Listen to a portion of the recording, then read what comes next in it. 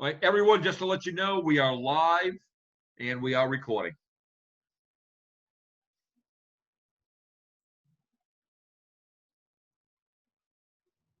Terry, I don't have his phone number. Check your text messages.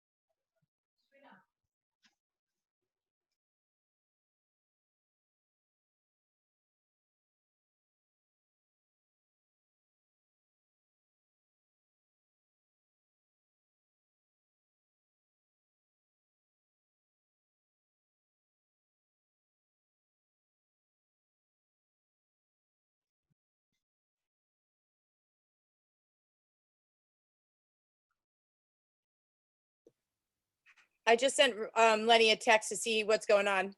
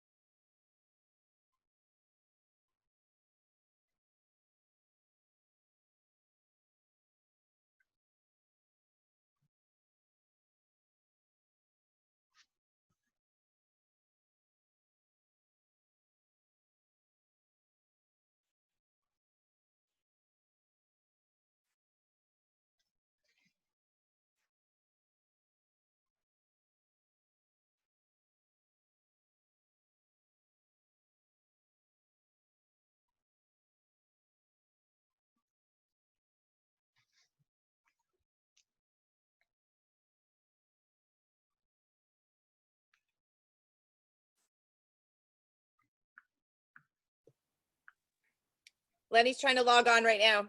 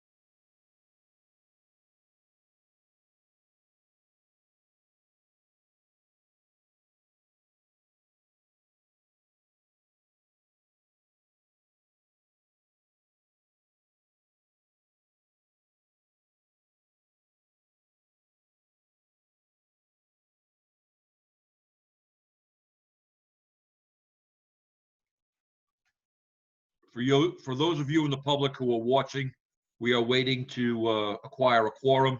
We are still one panelist short, and we are in standby mode until we find out if we're going to get that person in. So that's where we are right now. Please stand by. We will hopefully be starting the meeting shortly.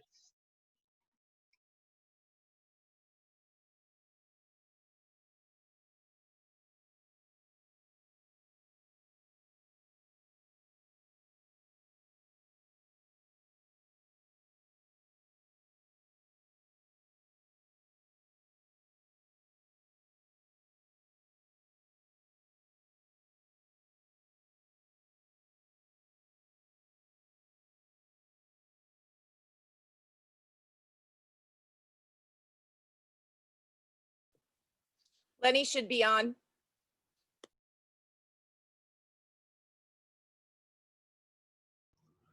I don't see Lenny.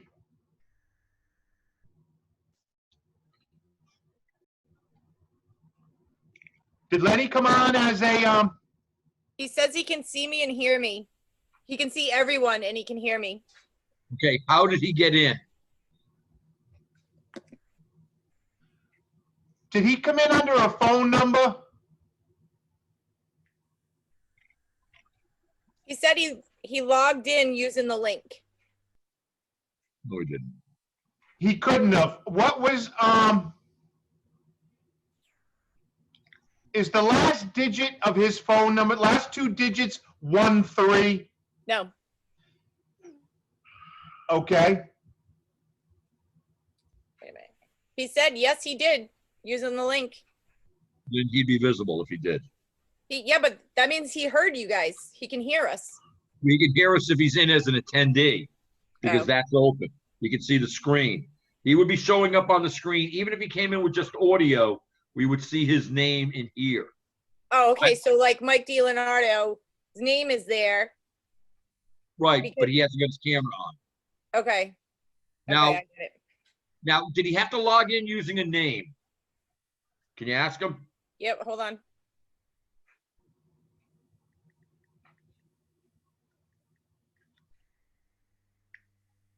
He said yes. What did he Nope. use? Email? Is that him?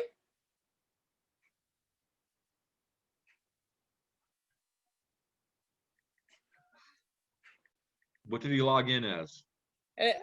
Hold on, I'm trying to figure that out. I know he's not Fred Tobin.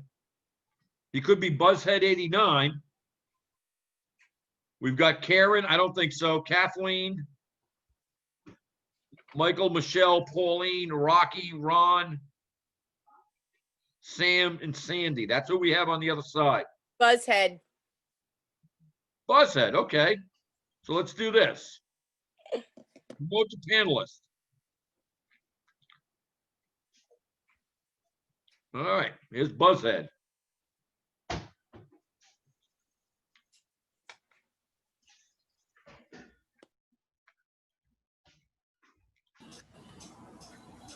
Start video. Maybe. All right, ask. There you go. I'm here, Buzzhead. Okay.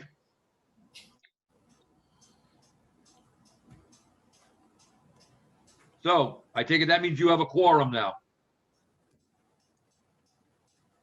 I have a quorum. Where's Russ Lockley? Did he get on? Unless he's in under another name, I don't know. He's not showing up in the live screen.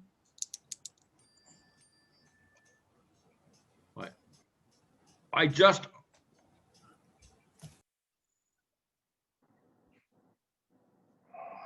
Hey, Ed, yes, sir. Bazika, Yes, sir. why don't you call him? And I'm striking out. Maybe you can talk him through it.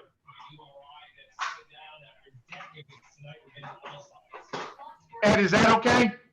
His number. Text me his number. I will. Ed, I'm gonna have the town manager call you. Russ. Okay. All right. Who's the guy talking? I don't know. Tech. Yeah, him.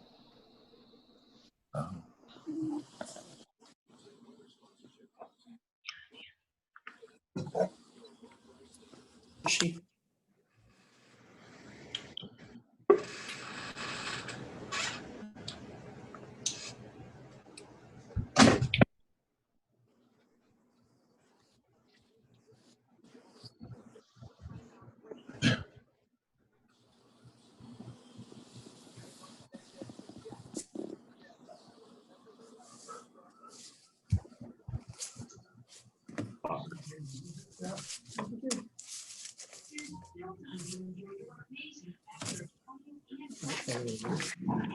There you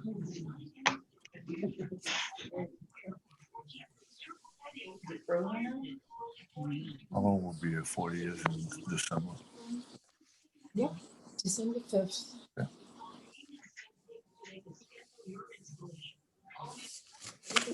Oh, December 5th, 1980. I would have thought I'd be here for 40 years. Did you? No idea. So Kerry, when I talked to the chief, he was trying to log in using the agenda. He wasn't logging in using the password The whole that was emailed to him. people that are supposed to be there, they're the ones that are having trouble logging in. So that's the problem we were having. I think they're listening to, so Huh? I believe they're Kerry, listening. why can't you hear us? I can hear you just fine. I'm just looking at my text messages. Okay. So, It's one of the problems. Look, She's looking at her computer right now.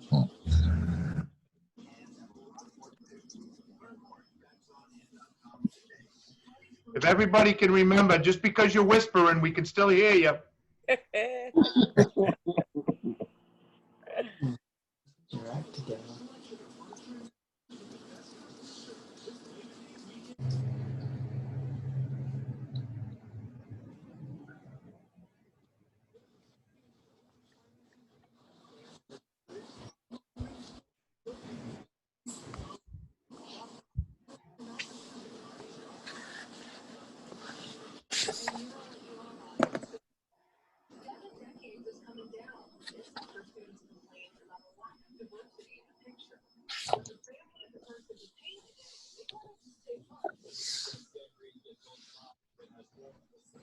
Michelle, did you have a question? You raised your hand. Yeah, yes, but I can't see myself on the video. But can you hear me okay? I can hear you just fine. Okay, that's all. Then you don't need to see me. Although I just had my hair done. It looks pretty nice. So I'm wasted all that money. So I'm told I'm taking down the appeal of Radalowitz. So since I can't really, I don't know why I do hearings on the computer every day for the court. So I don't know why this isn't working for the video for me. So I'll just do what I have to do on my end. Okay. All right, thank you. Thank You want to you. lower your hand now? How do I do that? Lower hand. Oh, thank you. I wish You're I could. welcome. Thank you very much. hey, Kerry, yes, you can hear me, right? I can hear you. I'm all set. I'm all hooked in. No problems. It appears to be. Just remember to hit mute before you start saying anything. Okay. Kerry, you spelt my name wrong too, you know. I can't take credit for that, sir. One N. Jeez. Yeah. The higher ups. I think Kerry's name is spelled wrong too. No, actually, for the first time, mine's spelled correctly. I don't know. I hit muted anyway.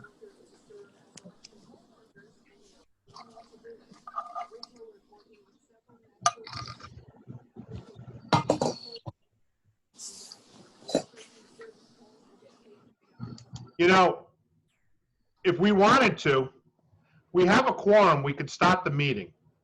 But I don't know what the chairman wants to do. Do you want to give him 5 more minutes? Bob, I can't hear you, you're muted.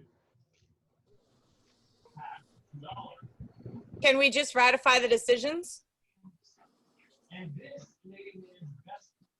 Bob, I can't hear you, you're muted, you have to unmute. Take your mouse and go to the lower left-hand corner and click that microphone. I'm not touching anything.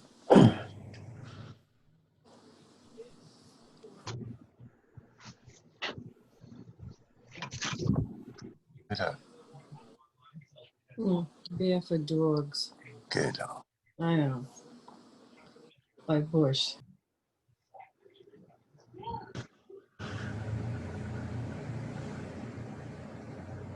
I muted Mr. Cochran.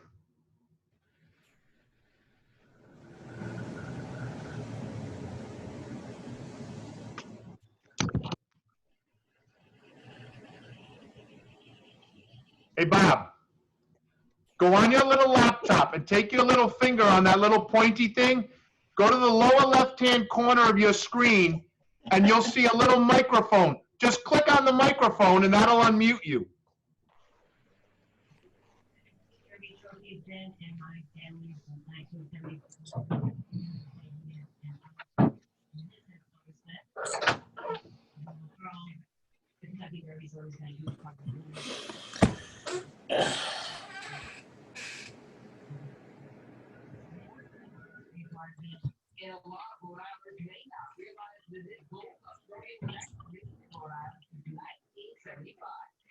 Hey, Bob, I know you can't hear me, but I'm going to call you.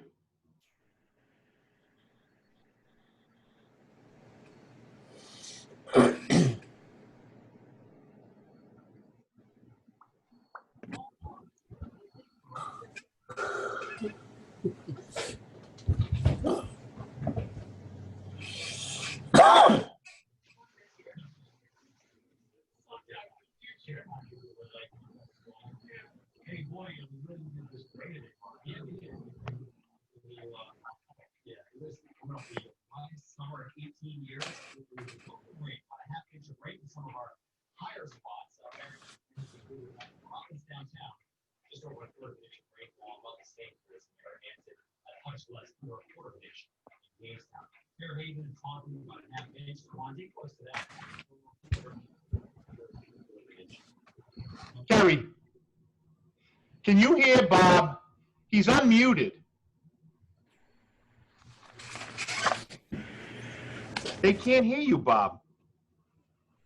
Is the volume all the way up on the microphone? Yeah, I can't hear him. I was just going to ask you that. Weren't we able to hear him before? Oh, Ed's back.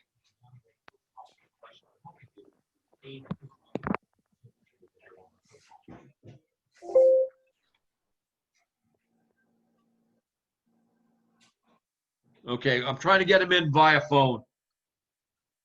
He's dialing up the number now.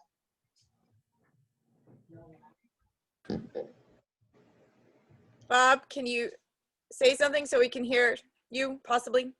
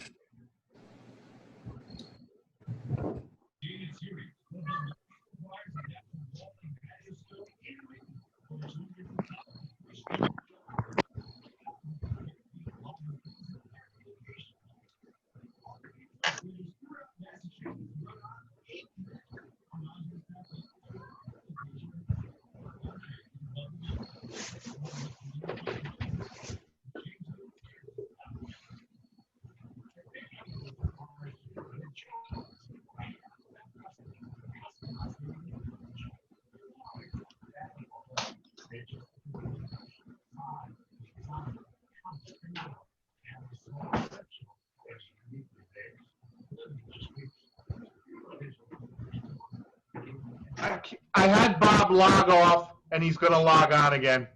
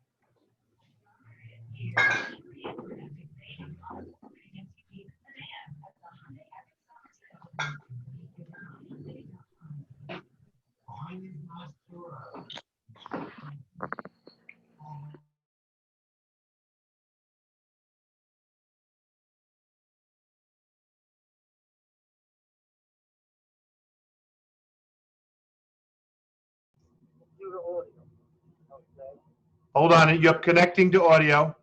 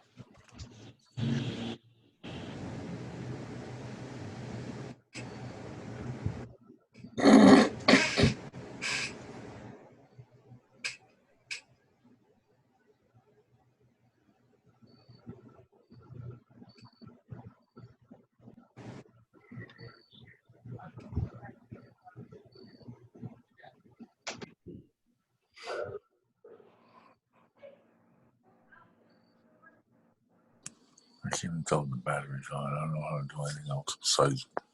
I'm afraid to touch this thing. You good?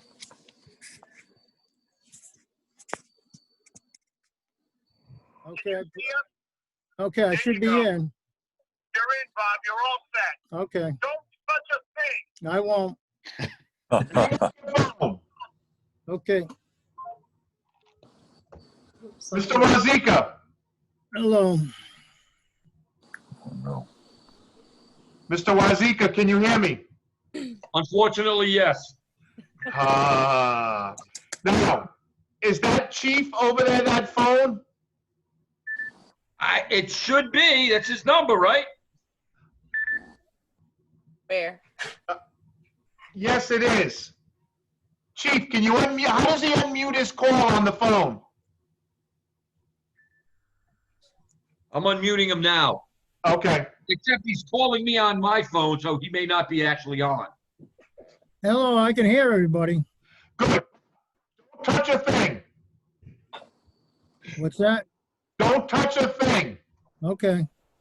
Mhm. I got a big R here. Oh, I look good now. I got a full picture.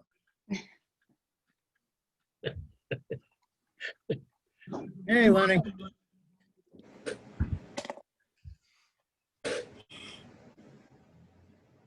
Mr. Ed. Hey, Bob.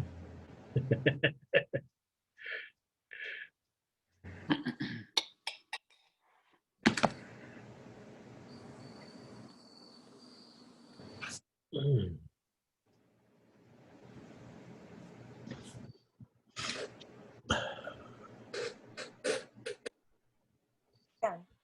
Sit down. Sit. Sit. Harry, we have 5, don't we? Can't we start? Yes. Yes. Ben. Because I only needed a quorum for Sylvia. Russellville, What? But I can start on getting the No, we can ratification. start the meeting. Yep. You want me to start off by taking attendance? That's correct. Okay. Bob Crow, Yeah. Denise DeGrade, Here. Keith Cloutier, Here. Lenny Doeg, Here. Russ Locklade, almost here. Not yet. okay, Ed Ionati. Here. Good? We're Have a good. quorum? Yes. 4, 5. Yes, we're good. 5 members present. Okay. We'll have 6 soon.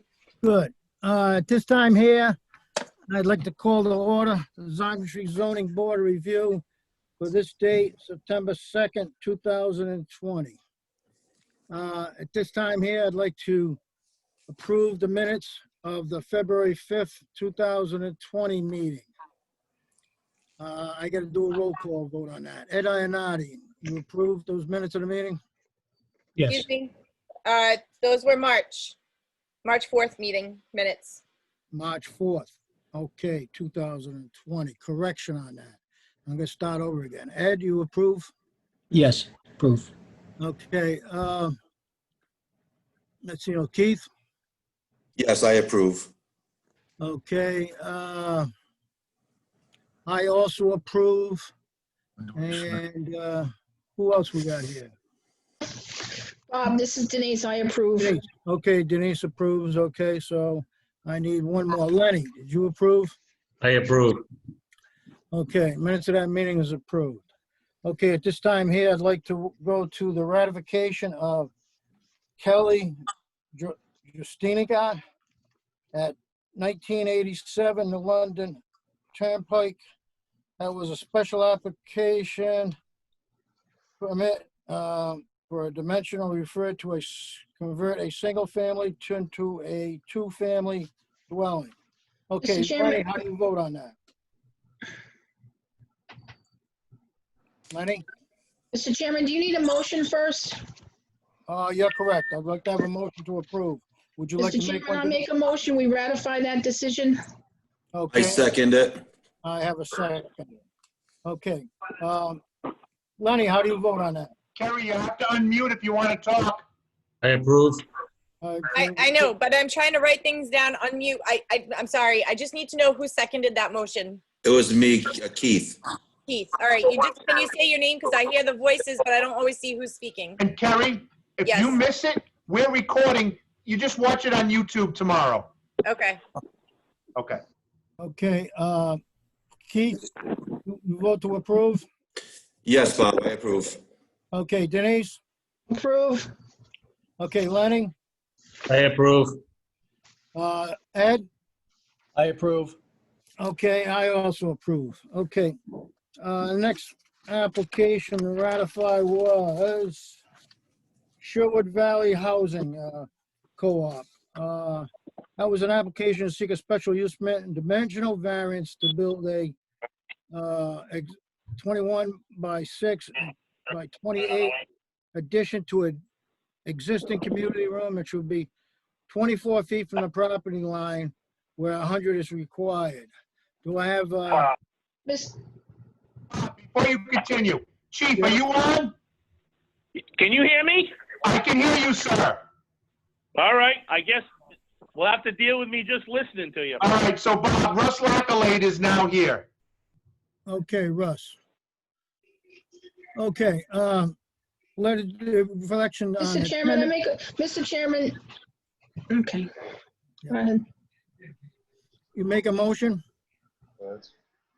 Mr. Chairman, I make a motion, this is Denise, I make a motion, we ratify the decision of the Sherwood Valley Housing Cooperative Corporation. Okay, do I have a second on that? Bob, this is Second the motion. Keith. I have a second.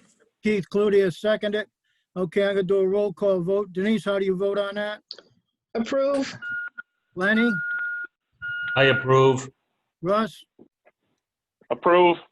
Okay, Keith Cludier I approve. and Ed Ionati. I approve. I also approve. Okay. So the next one is Centerville Bank. Actually, Shapiro. Well, Shapiro's the Shapiro. next one. Shapiro, that's right. Shapiro. That was on 17 Sharon Drive. Applicants seeking a dimensional variance to build a 50 by 42 by 28 Get rid of the people. home with a 20-foot yard setback where 40 is required.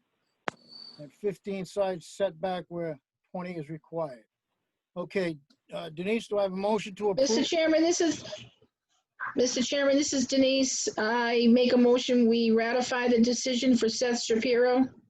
Okay, and Keith, you I second that motion. Okay, I have it seconded. Okay, I'm gonna do a roll call vote.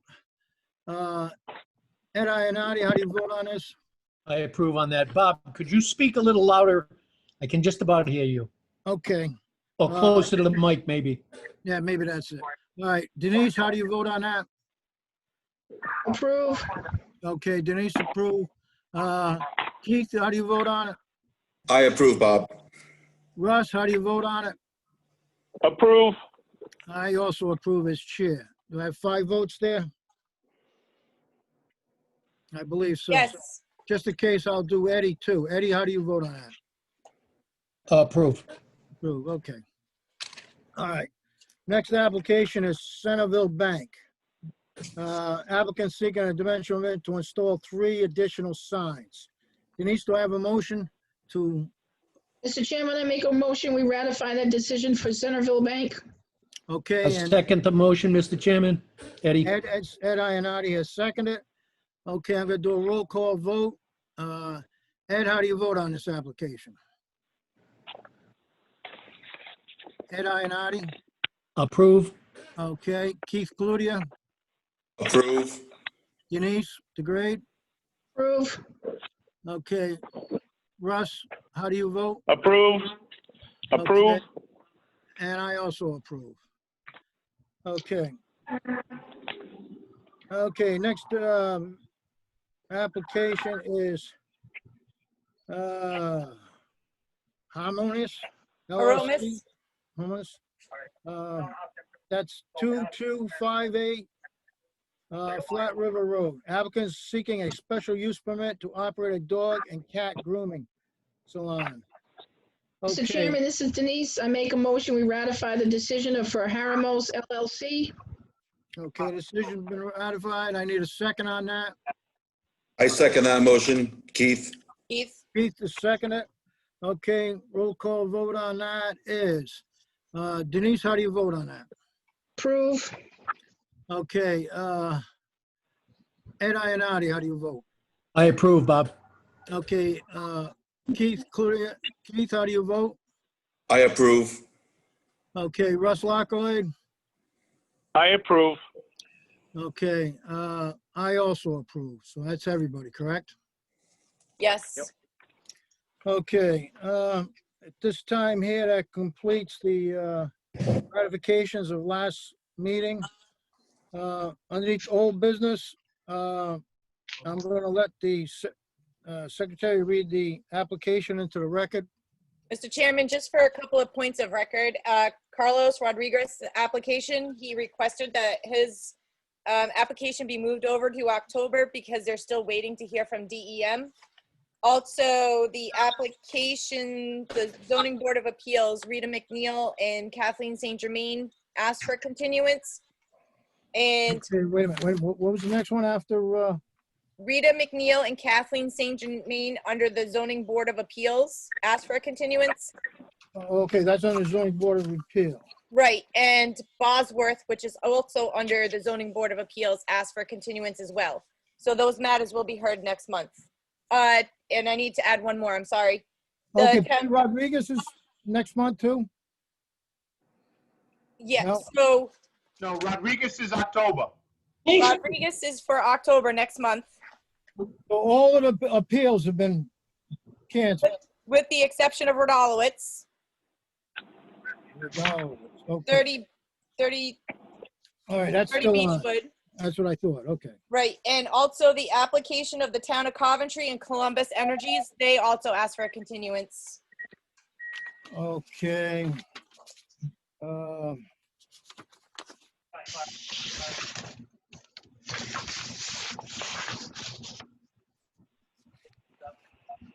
Town of Coventry. Okay, Town of Coventry, and application is Columbus Energy. All right, so that one's out. Correct. Okay, what I'd like to do at this time here to move up an agenda to hear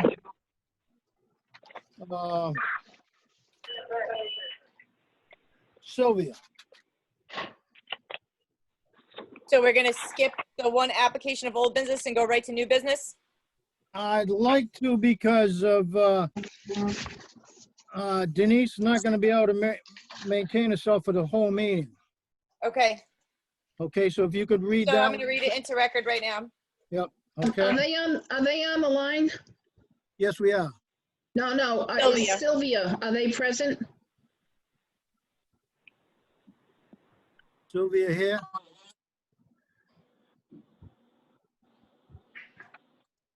Mr. Chairman, this is Russ. Yeah, Russ. I got a problem. He's my next door neighbor. It's not a Right. problem. I support I support it, but I can't, No, obviously I can't. that's why I wanted to do this while Denise was here. Right, Okay. because you have to recuse yourself, but we're just trying to figure out if Mr. Sylvia is on.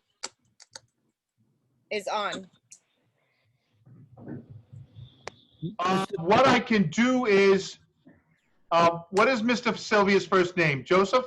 Yes. Joe, yep. All right, I'm looking at the attendees. I have two people, I don't know who they are. So I'm gonna allow them to identify themselves, and we'll see if one of those people is Mr. Sylvia. Oh, Russ, if it's one of them, just have them raise their hand if it's the right guy we want. If Raise Mr. your hand. Sylvia is in one of the attendees, could he just please raise their hand? I believe if you're on the phone, you hit number 9, Ed? I believe that's what it is.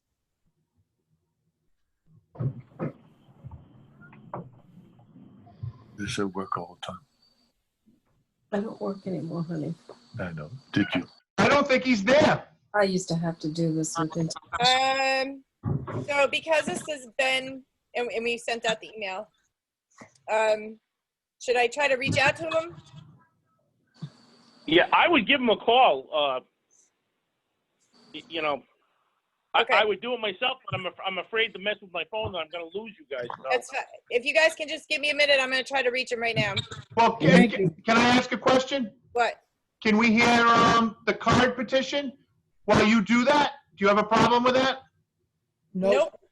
Nope, not at all. All right, thank you. So Bob, do you want to hear the card petition? Kerry, do you want me to read? I'll read it into the record. Ron Card, okay. Kerry, you're muted. I know, Russell, I'm not Yeah. that fast. Okay. Let me just read it into the record and we'll just go from there and then I'll reach out to Mr. Sylvia. Okay. That he logs on. So the owner is Ron Card.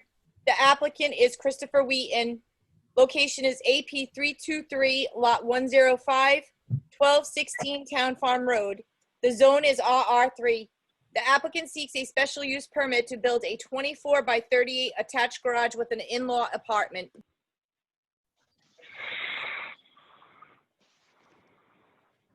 Okay, is the applicant here? Ron Card? He's the owner? Ron Card here? Mr. Wheaton is here. Mr. Wheaton, are you be speaking? Yeah, I'm here. Sorry, can you hear me? Oh, yeah, so if you we're gonna ask you to handle the presentation, sir. Okay, you have something that you can send to the town that says you're representing Ron Card?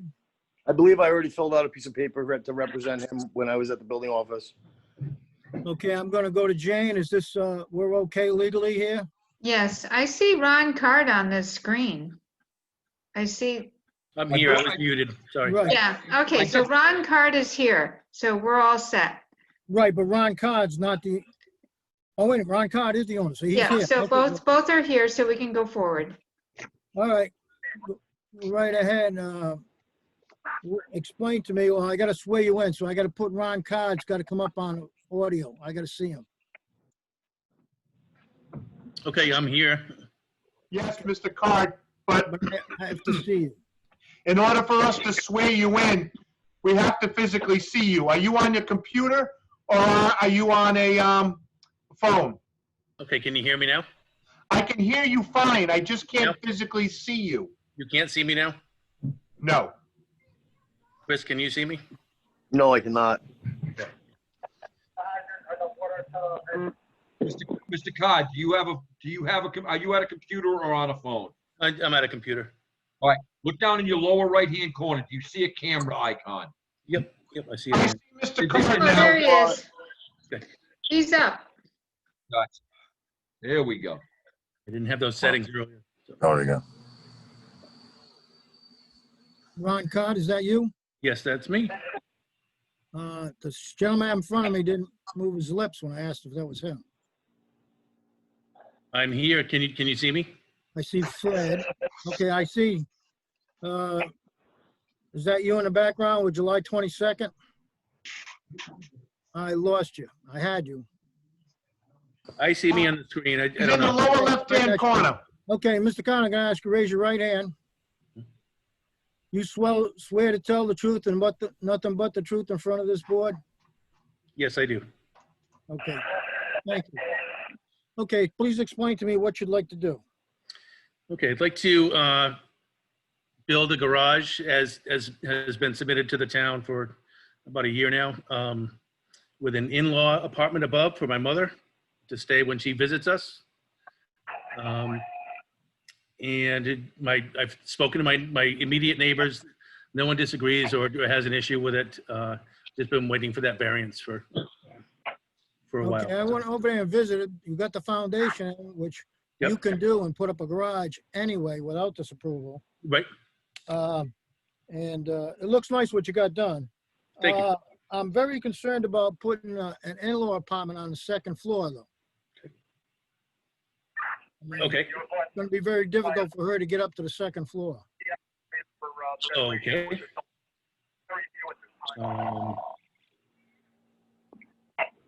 I'm not quite sure how to address that. I guess we could get her a stairmaster if it's or whatever that chair is called. You could do a stairmaster. You got that approved for the cost for something like that? I'm sorry? You have your cost budget would be fit that into it? We can, sure, if needed, absolutely, yeah.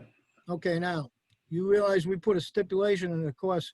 See, the way you got this set up with that door, you could rent this out. So we're gonna require you to, if anything changes in this, that you would revert this back to a single-family home, Sure.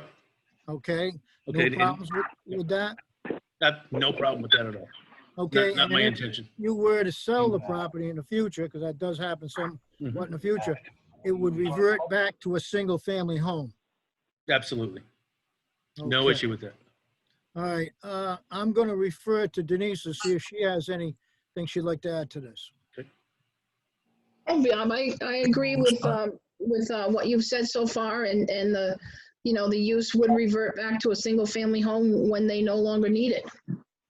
Okay. Do I have any other info from other board members? They got one more here on the Bravo side. We're gonna open up and then get the Charlie side.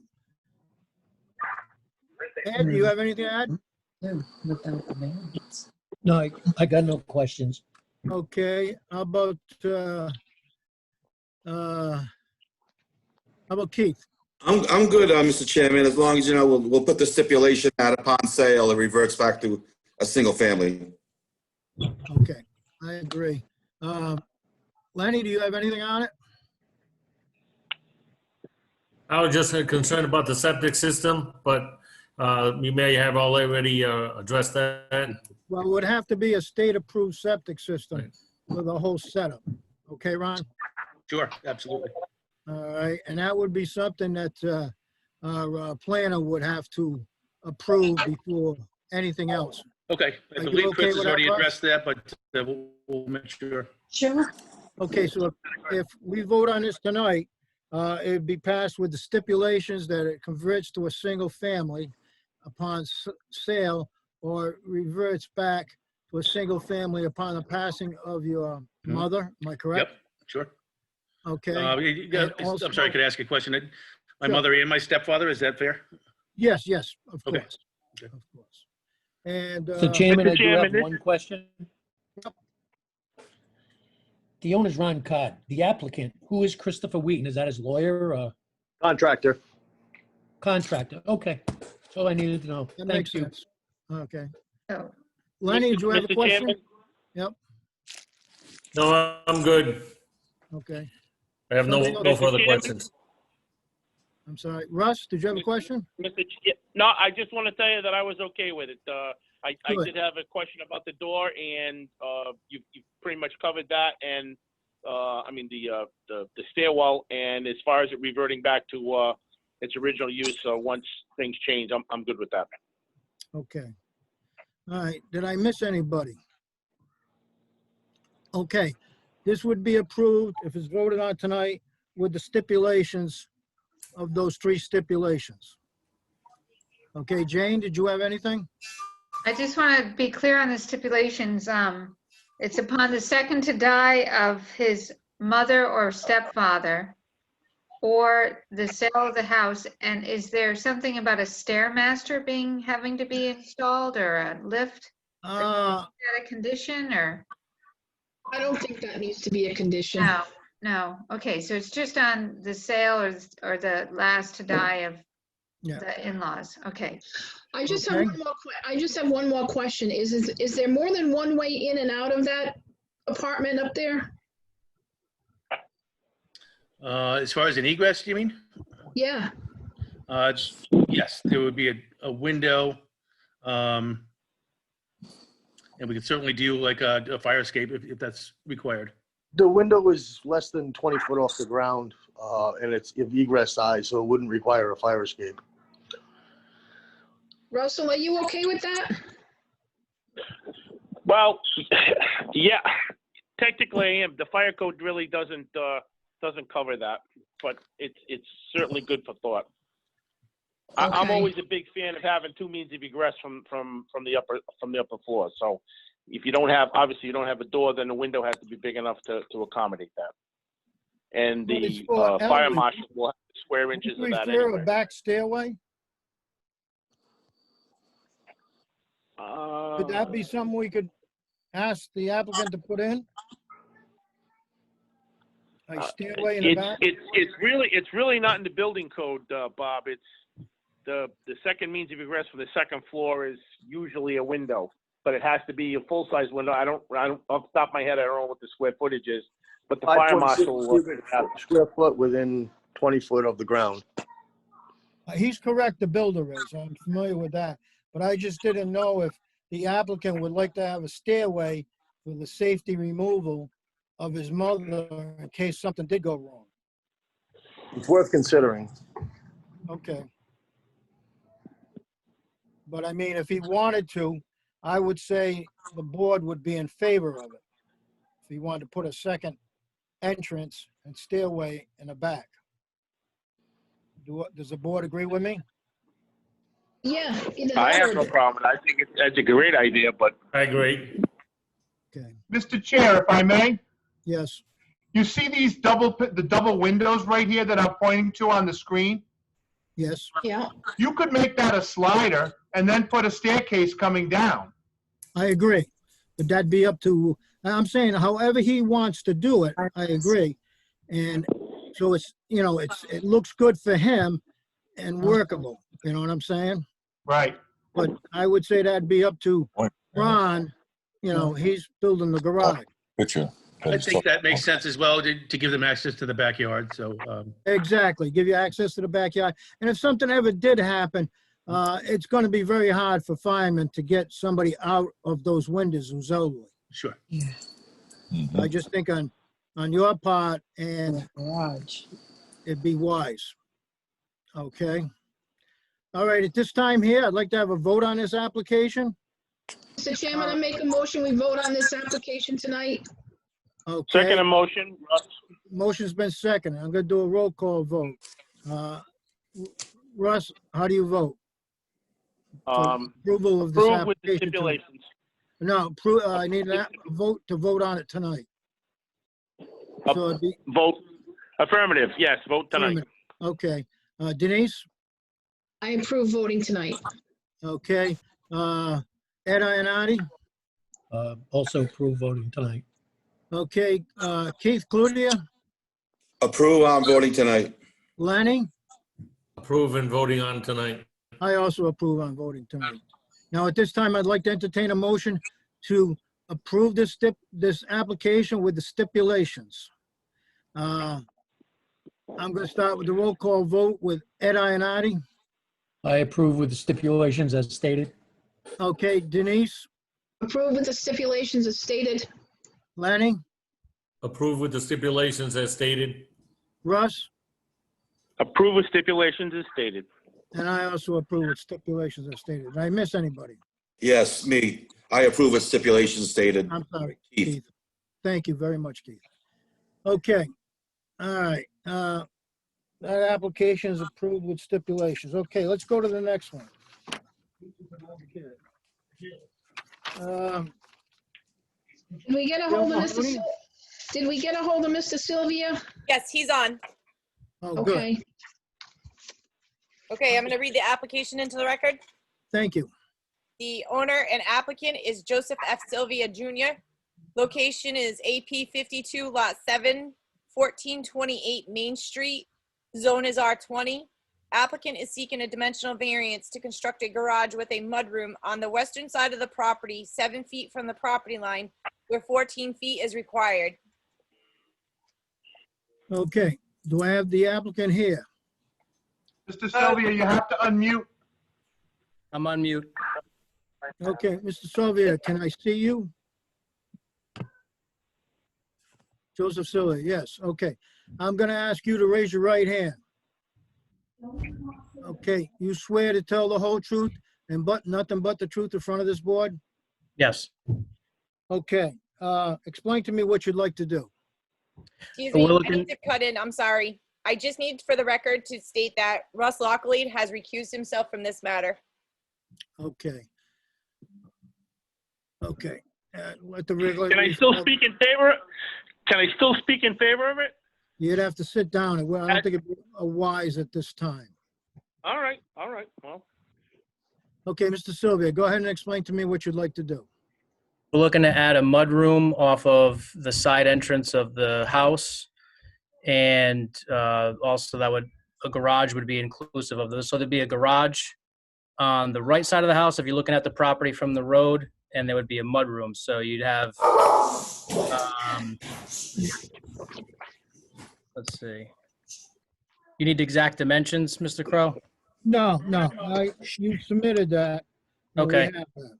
Yeah, so we're looking to add a garage and a mudroom, and we would be infringing on the side setbacks currently. All right, let's see, if I look at this, okay, So it'd be in front of those cars where the deck is now, and the American flag. okay, That's so you're gonna be, on the west side, you're gonna be 7 feet where 14 feet is required. correct. Okay. All right, at this time here, I'm gonna see if there's anybody who'd like to speak in opposition to this application, in favor of this application, or just have a question on the application. Does anybody here wish to speak on the application?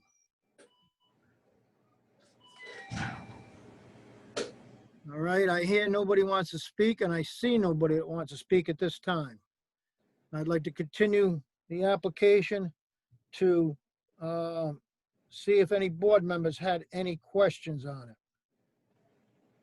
Anybody here, any questions? Can we have that photo back again? Sure.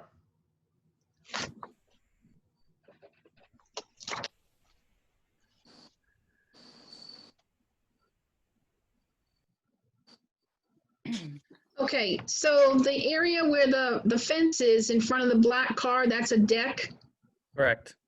That's going to be the garage, and then the mudroom is going to attach the garage to the side of the house. That's right. Okay, and then you're putting an addition on the back of the house as well? That's right. Okay, I just wanted to make sure I was clear on that. Thank you. No problem. Okay, I don't think 7 feet is a problem. A lot of times in the past, we've approved these requesting 7 feet. And that way there, that's wide enough to get around that side. Anybody else have any questions on this application as presented? Okay, I see nobody has any questions on it. At this time here, I'd like to have a motion that we vote on this tonight. And, Mr. Chairman, I make that motion, we vote on this tonight. okay, I need a motion. I need a I second. second that motion, Keith. Okay, Keith has seconded, Denise has made it. Okay, I'll do a roll call vote. Eddie Ionati, how do you vote? Approve. Approve. Denise? Approve. Russ?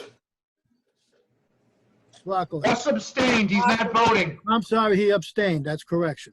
All right, so at this time here, I'd like to have Keith I approve, Bob. Okay, let's see now. Lenny, I approve. and I also approve. I miss anybody? Okay.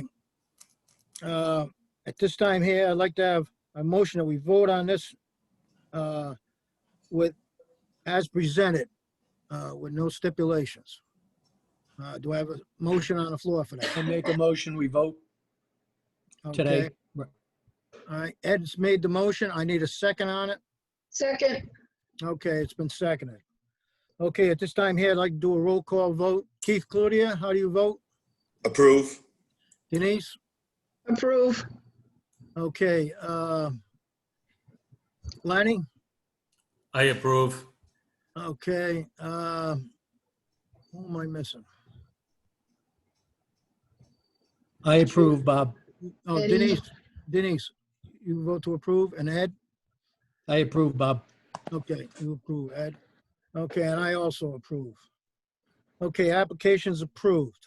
I have to have you go back and change that because when you went to read that motion onto the record, you said motion to vote tonight instead of motion to approve as presented. So just on the side of caution, can we just redo that vote, please? Okay, a vote on to vote on as presented. It was made by Keith, I believe. No. No.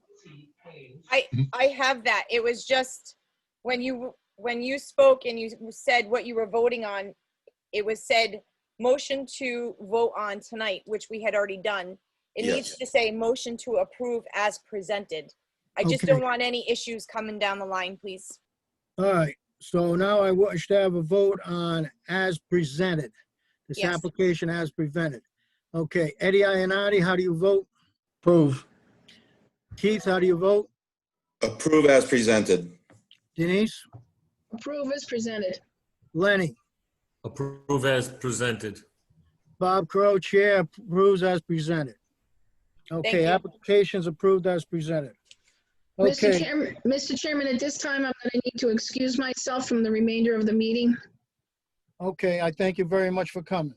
Thanks, All right. Denise. Thank you. All right, thank you. Now I gotta get out of here.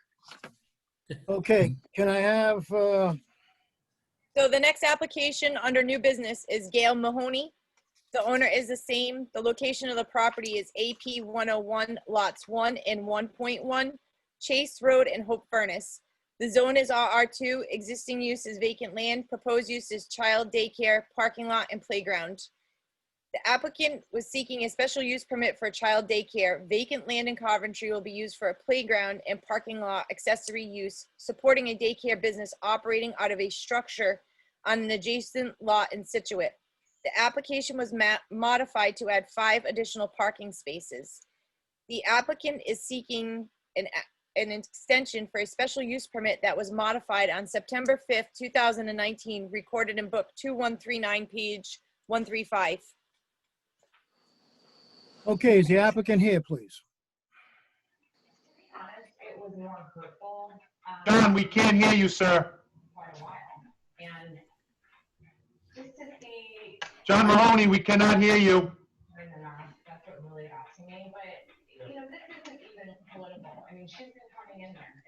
I must have them present. I can see him, I just can't hear him. Same.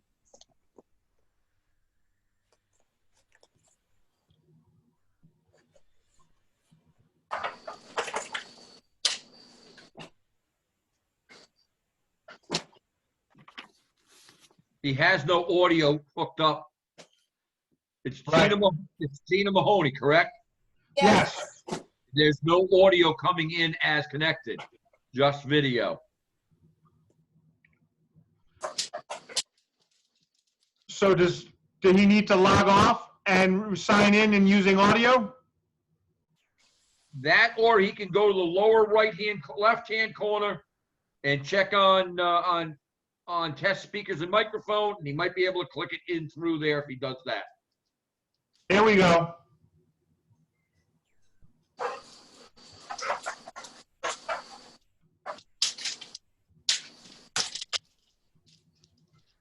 Mr. Mahoney, can you hear us now? I can hear you. You have me? I can hear you. All right, here we go.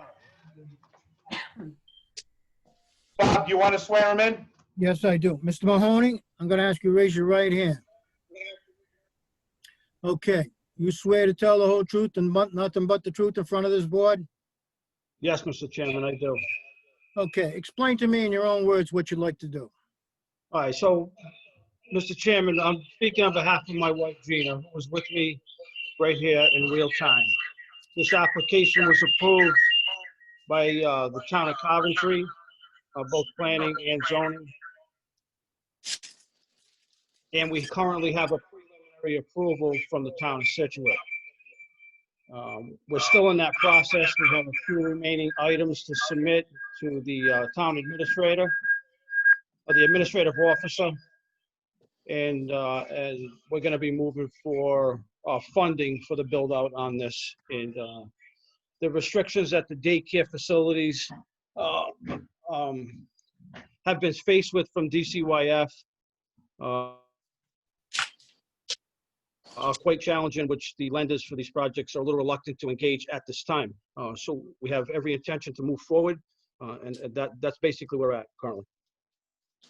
Okay, I commend you on your diligence and patience for doing it. I remember this when you came in front of us originally for it, and I have absolutely no complaints at all. And I'm going to refer to Russ Lockley. I'm sure you remember it, Russ. Russ, can you unmute?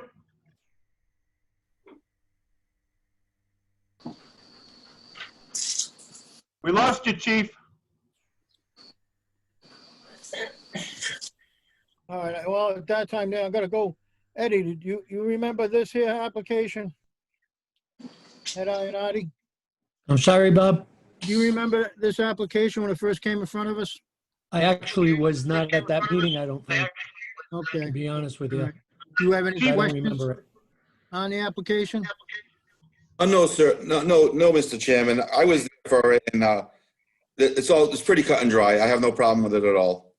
Okay, I thank you. All right, Lenny, do you have any? No, I think it's pretty well forward. I think we should move forward with it. Okay. Mr. Chairman, can you hear me now? Yes, I can. Russ, All right. you remember this application? Oh, yeah, absolutely. It's technicality, and they just need to get an extension. So I certainly can see that taking place. Okay, all right. Well, at this time here, I'd like to have anybody who has any questions or opinions or for or against this application at this time come out and speak. Does anybody have any questions or anything on this application from the public? Okay. I believe I don't have anybody here to speak for it or against it. Okay. At this time here, I'd like to have a roll call vote to vote on this for tonight. Russ, I'm going to have you make the motion. So moved, Mr. Chairman. Okay, I second it, Mr. Chairman. by Ed Ionati. Okay. At this time here, I'll do a roll call to vote on this tonight. Russ, how do you vote? Approve. Keith, how do you vote? Approve. Lenny, how do you vote? I approve. And Ed? I approve, Mr. Chairman. Okay, chair approves. Okay, so application will be voted tonight. I'd like to have a motion made to approve this as presented, this application as presented. Do I have a motion?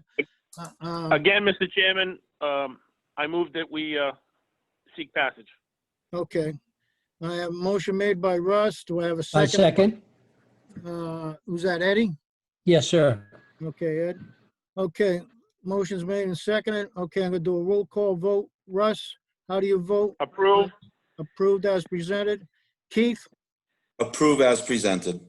Lenny? Approve as presented. Eddie? Approve as presented, sir.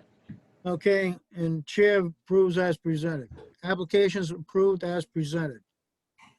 Okay, Kerry, I wish to go to the next application. The next application is Fred Cochran. The owner is Fred Cochran. The applicant is Fred Cochran. The location is AP 22, lot 34, 6 Colonial Road. Zone is R20. Applicant is seeking a dimensional variance to construct an attached garage 10 feet 2 inches from the side property line where 15 feet is required. Okay, is the applicant here? Yes. Okay, Fred? Okay, here you are. I'm gonna ask you to raise your right hand. You swear to tell the whole truth and nothing but the truth in front of this board? I do. Okay. Explain to me in your own words what you'd like to do. I like to put a second bay. I have a ranch house with a single attached garage. I like to attach a second bay for a classic car area I like to keep on site. Okay, so you want to do it for a antique car you collect. It's not an antique, but it's a classic. It's a classic. Well, to me, that's an antique. Yeah. That's nice. Okay. Russ, do you have the plans or anything that we can put on the screen? I do, sir. I'm working on that right now. Okay, no rush. Okay, does any other members have any questions? Okay, the garage is going to be 10 feet 2 inches from the side property line where 15 feet is required. I really don't have any complaints on the 10 feet 2 feet from the side property line. We're only short, what, 3 or 4 feet? I'd like to hear from another board member. Keith, how do you feel on this? I don't have a problem with that either, Mr. Chairman. Do we have any neighbors in attendance or anybody have any objections?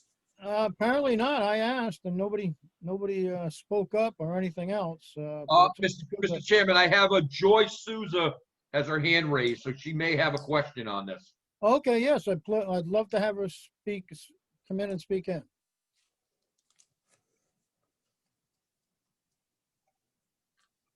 Joy, unmute your mic, please. Thank you. Can you hear me now? Yes. I wanted to let you know, as someone who's a pretty experienced Zoom user, right now you have settings from your end that do not allow some of the people that are in the meeting to unmute themselves unless you do it. Are you aware of that? Yes. Okay, all right, I just wanted to make sure. Thank you. Okay, that's the only thing? That's it. Okay, so you don't now have any opinion for or against this garage? I do not. I'm Okay. sorry to interrupt with my I'm hand. glad you brought that point up. I thank you.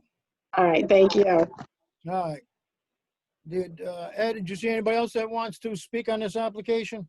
I can't see right now because Russ put the screen up. Okay. There we go. Hang on. All right. I have no others with their hand up. Okay. All right. I'm going to ask if there are any other board members that would like to express an opinion on this application. Mr. Chairman, I have no issues with it, seeing that there are no neighbors that have a problem. The difference of, 4 feet, I see no problem with it. Okay. Anybody else have anything? Okay, at this time here, I'd like to have the motion made that we vote on this tonight. Mr. Chairman, I make a motion that we vote on it tonight. Okay, Keith. Second the motion. Okay. I'll second Keith- that motion, Mr. Chairman. And then it's been seconded twice by Russ and by Ed. Oh, sorry. All right, no problem. And, okay, at this time here, I'd like to do a roll call vote on the motion that we vote on it tonight. Russ, how do you vote? Approve. Okay, Keith? Approve, Mr. Chairman. Okay, Lenny? I approve. Ed? Yes, sir, I'd like to vote on it this evening. Okay, and the chair also approves. Okay, we will vote on that tonight. We just did. No, we just voted on the motion to vote tonight. Okay, now I'd like to have a motion presented to approve or disapprove the application as presented. Do I have a motion on the floor? I make a motion we approve as presented. Okay, Keith has made a motion to approve as presented. Do I have a second? Second that motion, Mr. Chairman. Okay, that's been seconded by Russ. Okay, I'm gonna do a roll call vote on that again. Russ, how do you vote on that? Approve as presented. I presented. Keith, Approve as presented. Lenny, Approve as presented. Ed, Approve. as presented. Chair also approves as presented. Applications approved as presented. Thank you very much for coming. Thank you. Okay, all right. Denise, Carrie, can you read the next application? Yes, the next application is Glenn Martin and Joy Martin, the owner and applicant of Glenn Martin and Joy Martin. Location is AP 64, lot 95, 110 Reed Avenue. Zone is R20. Applicants is seeking a dimensional variance to construct a detached 24 by 25 by 12 garage, 19 feet from the rear property line where 40 is required, and 30 feet from the front property line where 35 is required. Okay, is the applicant here? Yes. Okay, can I have him on the screen? That would be Glenn Martin or Joyce Martin.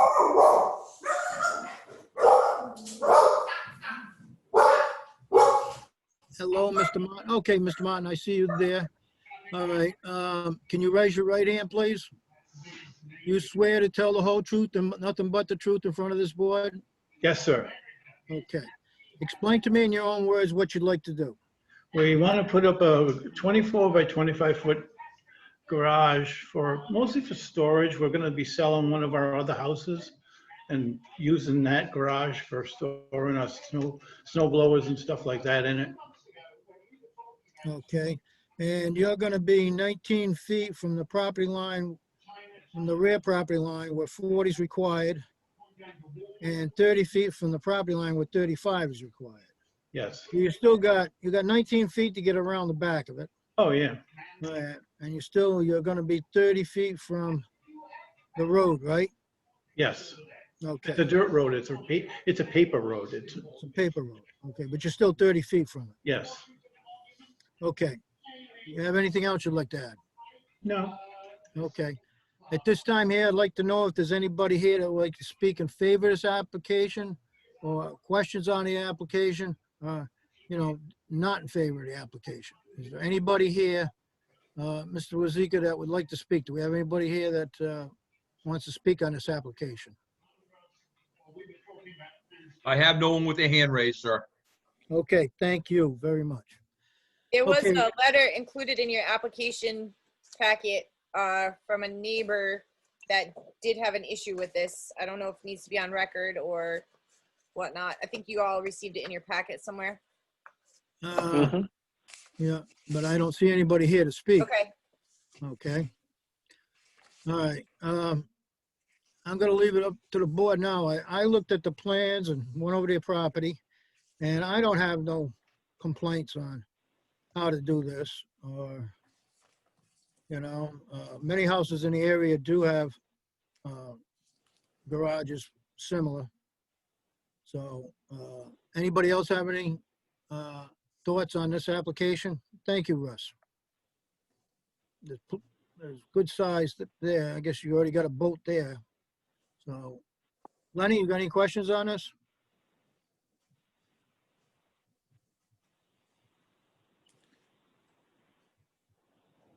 No, I don't have any questions at this time.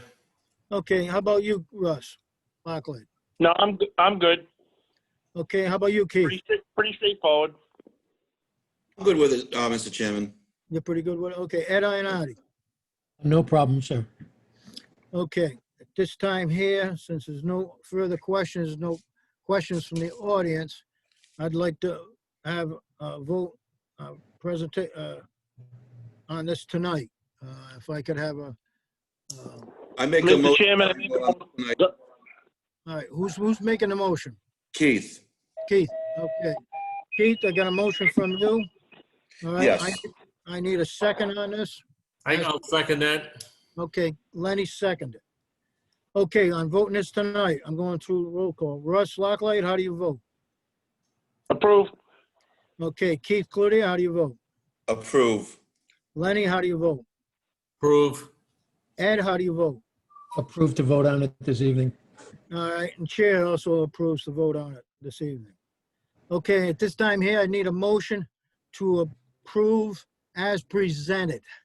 I make a motion, we approve as presented, Mr. Chairman. Okay, Ed's made the motion to approve as presented. Do I have a Second, Second. Chairman, Keith. Second by Keith. Okay. All those in favor?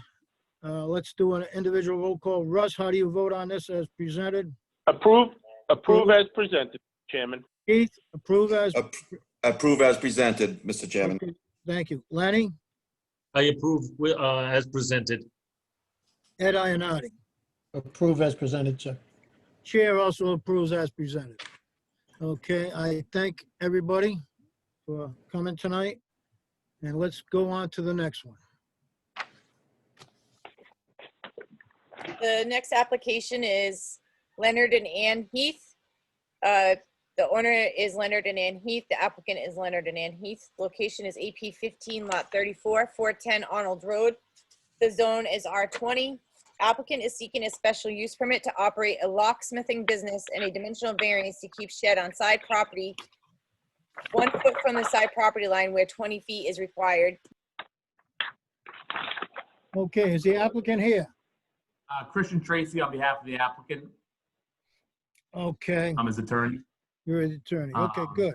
Can you, And I just want to make one thing clear before we begin our discussion. There's a mistake in the agenda.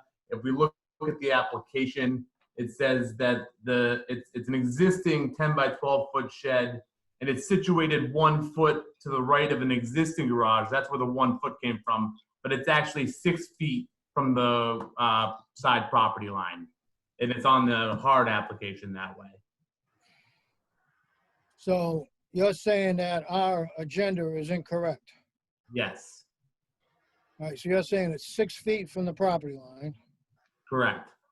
and it's a shed, okay? Yes. It's, All right, it's, I went by there and looked at this, to be perfectly honest with you. Yep, and you can, it's more than a foot, it's 6 feet. And also with the pictures, you can see where you can see like a trash can next to it. So that gives a little bit of reference to the size, that it's not a foot away from the property line, it's 6 feet away. Okay. As you heard us tonight, we have voted for 7 feet, but 6 feet is making it even tighter. Nothing by it. My opinion, it doesn't look professionalism. I don't disagree with it being located within the house or something added on to give it a professional look. And that's a busy road. Well, one thing, oh, go ahead, yes. That's a busy road, so I can not, I think it probably could be a business area, but we do have all residential around it. So we gotta be observant of the neighbors. And we're gonna put a business unit in a residential neighborhood. And I don't think we're being very at the 6 feet or the, you know, I'm looking at it, I'm gonna be honest with you, it doesn't give me a professional appearance. If we're gonna start doing this in this area, I think we should have professional looking. So, well, one thing I wanted to touch on is that we have gone before the planning board. We did not get a favorable opinion, and that was based on the fact that Mr. Heath misunderstood the need for a building permit for a shed. It wasn't intentional or anything. And so that's why we didn't get a favorable recommendation from the planning board, was due to the lack of a building permit. But if you would have went for that building permit, I'm sure they would have recommended something a little more professional. well, in that I wouldn't know. I'm not a contractor, but I trust, their judgment is better than mine. But one thing that was noted during the planning board meeting is that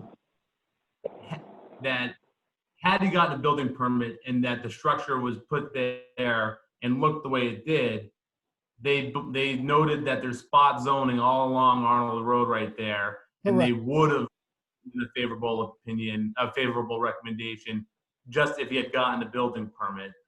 So they did recognize that there's spot zoning. If you look almost directly across the street, there's a huge log pile right there as well, with the wood pile there.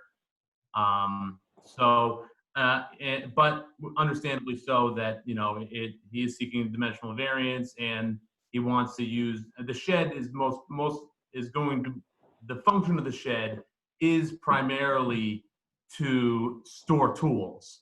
He is a locksmith, and he'll be storing his locksmithing tools. And there is a key cutter there, but it's not going to be a heavy, a foot traffic type of business.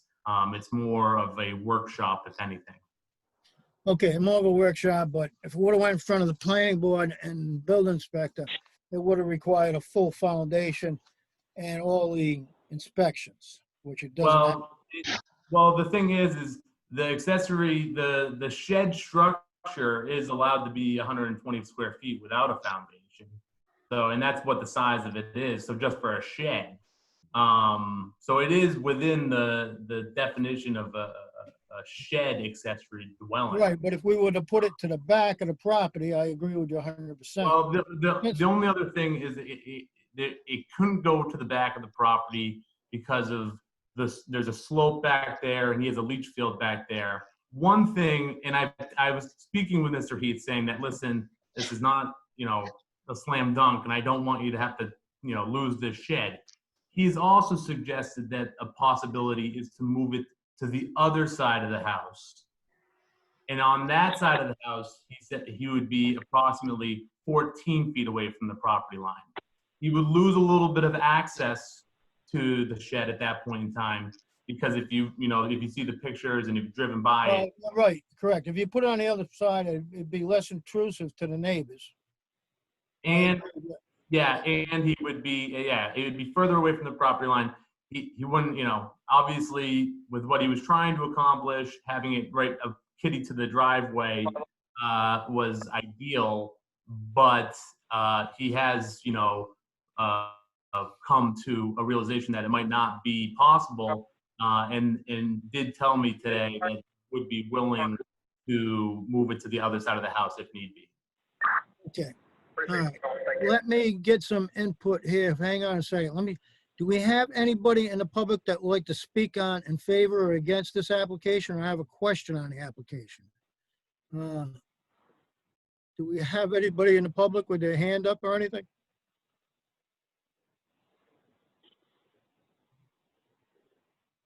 Mr. Chairman, we do not. We do not have anyone with their hand up at all at this time. Okay, so we have nobody from the public that would like to speak at this time. Okay, at this time here, I'd like to open the meeting to the rest of the board members. Ed Ionati, you have anything to say on this one? Well, to tell you the truth, Bob, I understand what you're saying about the look of the shed. I'd be willing, if you wanted to make the shed a little bit more presentable with the house and leave it in that position, I would go for that. Or I would actually go for going on the other side. I'm a small businessman, and honestly, I kind of look out for people that are trying to just run a business. And I don't think he's doing anything intentionally. And I believe that was his lawyer stated, he's not going to have a lot of foot traffic. So, I'm kind of in favor of trying to work with this gentleman to see if we can, get something worked out. So if you're saying maybe if we referred him back to not deny him, but refer him back to the planning board to see what they come up with for an idea to maybe put it on the other side. Yeah, or just, take that shed itself and put it on the other side. And he is correct with the size of the footprint. I do believe you don't need a foundation on it if it's a very small one. But again, he did say that a lot of people are not going to be going into the property. Right, I but believe I'm he thinking if probably he puts it uses on the his other truck side, to it's do got- most of the work. Yeah, it's less intrusive to the neighbors. And he's Right, none of the neighbors came and said anything, so he must have a good Right, but rapport with that the is people. right up against them. We're gonna put a business right up against the residents. Okay, Lenny, you got anything on this? Asking you. Yeah, what I'd like to say is I recommend that we move the shed to the other side. You got the street on the other side. I think it would be a little easier for traffic going in and out as opposed to entering and exiting from the property. Oh, okay, from the on the road. driveway. I agree. I hadn't thought of that. You know, you got the street right there, so it'll be a little easier in and out access wise as opposed to going onto the main street. That's Okay. what I would say. Yep, okay. Keith, how do you look at this? I agree with Eddie and with Lenny there. They both have good points, and I agree with you too. It is a busy street, and we'd have to, you know, getting in and out of that driveway, backing out onto Arnold Road. It doesn't look that fun either. No, it doesn't, presents a safety problem. Okay, Russ, Yeah. how do you feel? He's not asking for any signage or anything like that, right? To actually draw attention to his business, right? So No. it's just, right now, it's just basically a shed in his backyard type of thing. Correct. No, there's no signage. I certainly wouldn't be opposed to moving it. You guys have all got great points. Obviously, it's a little inconvenient for him to move it from one side to the other, but, you know, it works out a lot better and it's probably a lot safer for everybody involved. Okay, I'd like to make a motion. I want to make one little comment also that I do notice that he had, because I drive by there and he has his truck out front for a signage. So he would be able to, you know, advertise with his truck, you know, that's out front. So I guess we wouldn't have to worry too much about a sign in the future. Okay, what I'd like to do is I'd like to make a motion and we send this. Mr. Chair, if I may, I just want to say one thing. Is that okay, Mr. Chair? Yeah, sure. I just want to just go back to that picture showing that other side. I just want to let the board know, because it fronts on two streets, this will also have the same frontage requirements as the front yard. So, which is in this R20 zone, I believe it's 25 feet. So I believe he will still probably need a variance from the board because this will not be considered a side yard setback. I just want the board to realize it's going to be a front yard setback.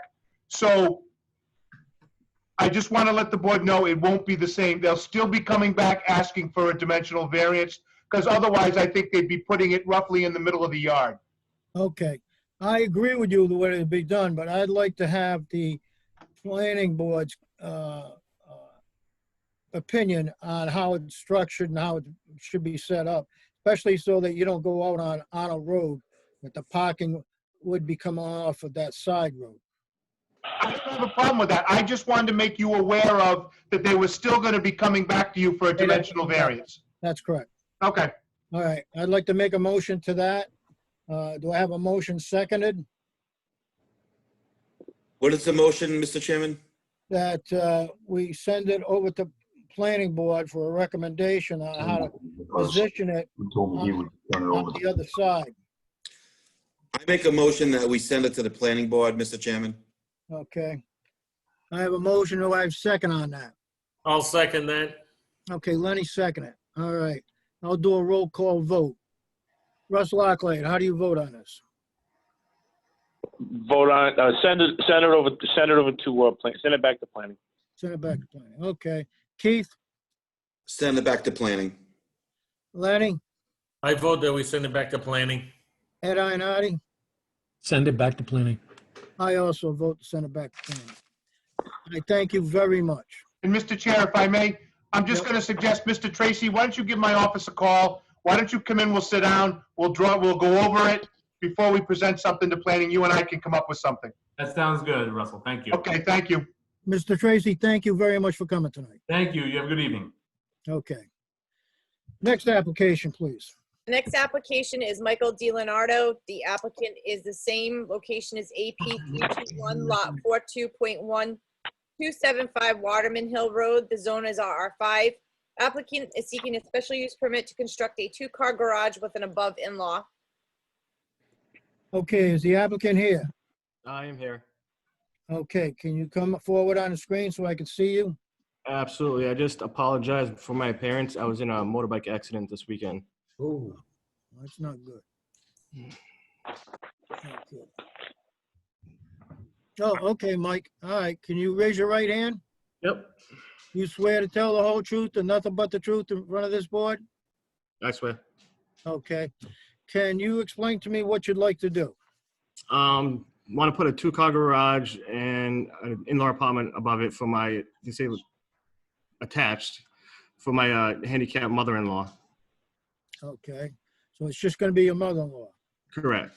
Now, okay. Now, she going to be living above the garage? Correct. All right. Now, Hello? as you heard me earlier, I'm very concerned with in-law above a garage because you've got to get her up there. Correct. Yes, we plan on the Stairmaster. We have multiple egresses. Zoom meeting right now, but I can't get it on my computer, so I'm using my phone. So I didn't answer it. Okay, Bob. I'm sorry. Who's this? Hello? Okay. Okay, so you're gonna have what, a full apartment upstairs?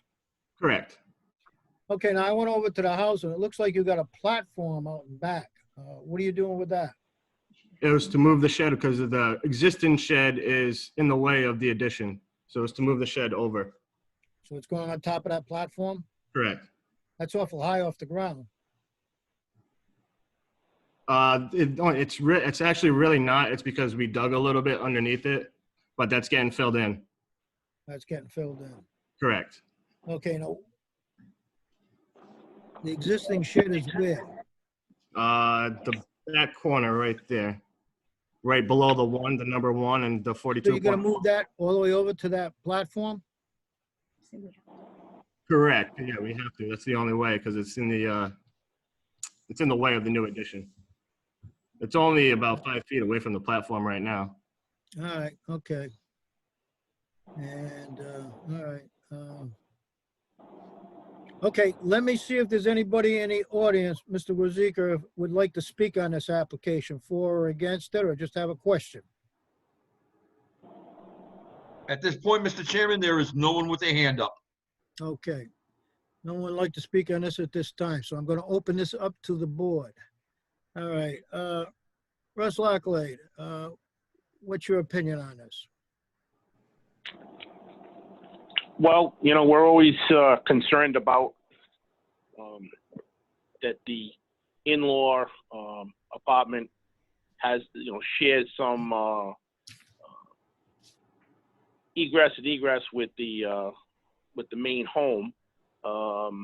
It does on the plans. Oh, that's okay. Yep. All right. I do see that. Everything else looks pretty good, Bob. I mean, I'm not really don't have that.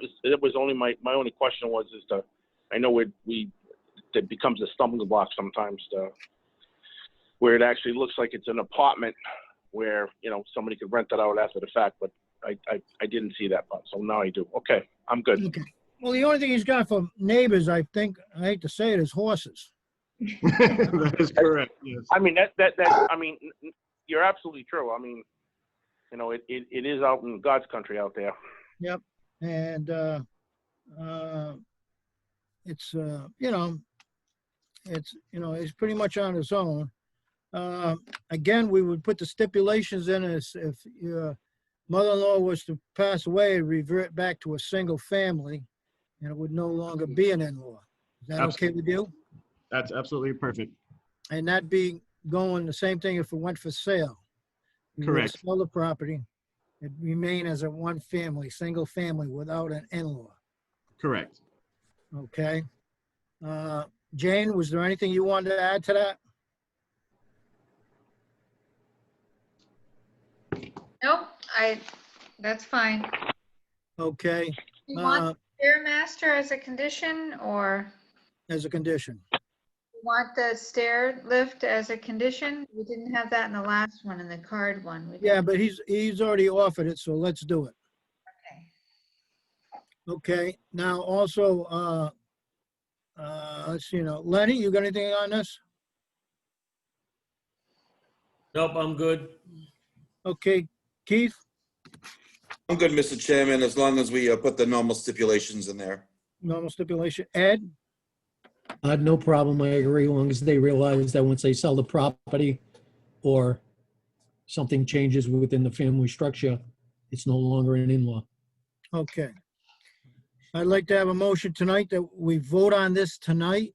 Because we've had nobody in the audience that wants to speak against this application and or have questions on it. So. Mr. Chairman, I make a motion that we vote on it tonight. Okay. Second motion. Motion was made by Keith and seconded by Russ. Okay, I'm gonna do a roll call vote. Russ, how do you vote on this, to vote on this tonight? I move we vote on it tonight. Okay, Keith, Vote on it tonight, Mr. Chairman. Lenny, I vote to vote on it tonight. Eddie, Vote tonight. chair also votes for tonight. Now, at this time, I'd like to entertain a motion to approve this application with the 3 stipulations that we put in. I make a motion, we approve this application with the stipulations as Okay, stated. Eddie's made the application. Do I have a second on it? I second it, Mr. Chairman. Okay, that was Lenny And Keith. and Keith, okay. Both, yeah. Oh, Lenny Joint and Keith. effort. Okay, joint effort. Okay. Russ Lockley, how do you vote on this application? Approve as presented. Okay, Keith, you approve as I presented? approve with stipulations. Stipulations, I'm correct, thank you. Well, okay, that's kind of what I meant. Okay, so Russ, you vote with stipulations. Keith, you vote with Correct. stipulations. Lenny, Correct. how do you vote? I vote yes with stipulations. Okay, Ed Ionati? Approve with stipulations as stated. Okay, chair also approves with stipulations as stated. Okay, applications approved with stipulations as stated. Thank you very much. Thank you. Next application, please. The next application is John and Sue Enos. The owner and applicant is John and Susan Enos. The location is AP 39 lot 151, 138 Columbia Avenue. The zone is R20. Applicants are seeking a dimensional variance to construct a detached 16 by 24 garage 2 feet from the front corner property line where 14 is required and 17 feet 6 inches from the rear property line where 30 feet is required. Okay, is the applicant here? Yes, we're here. I'm here. Okay, I'm gonna ask you to raise your right hand. Yes, sir. Oh, what happened? I'm sorry, are you both giving evidence? I'm gonna have to swear you both then.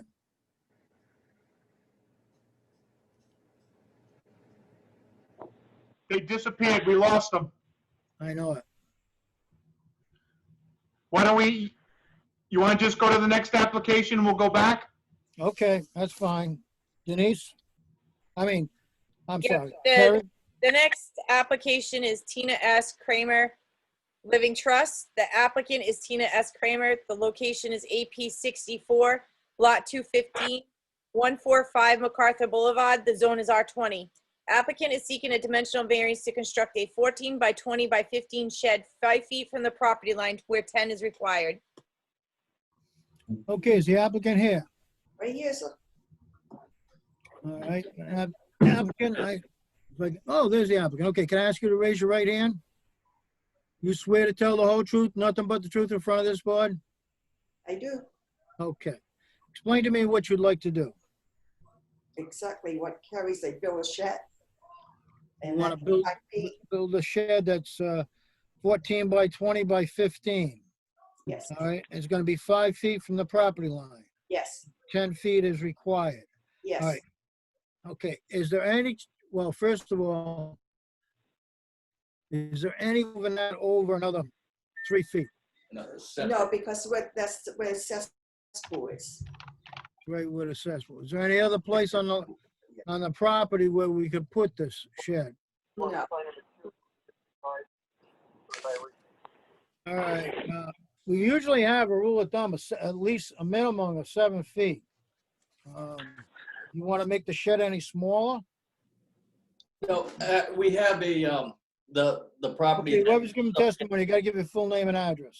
Oh, Corey. Gentleman speaking, I got to be able to see you. Okay, give your full name and address. Corey Creamer, 145 MacArthur Boulevard. Okay, raise your right hand. You swear to tell the whole truth, nothing but the truth in front of this board? Yes. Okay. What were you gonna say? The property that it butts up against is the neighbor we talked to. He sent in a letter that says he has absolutely no problem with it, and he was on board with what we're doing. Well, the reason why we make 7 feet is so you can get around it. It's very important. Yeah, we can get around it. Leaving now. Okay. Usually go under these 7 feet. We'd like to see a survey, so we know it's that, at least where it's at. You told, they said you didn't need a survey. I was told we didn't need a survey. I know it, but that's, you know, it's a questionable thing where the 7 feet is, and we're getting really, I mean, where the 5 feet is. Mr. Chairman? Yes.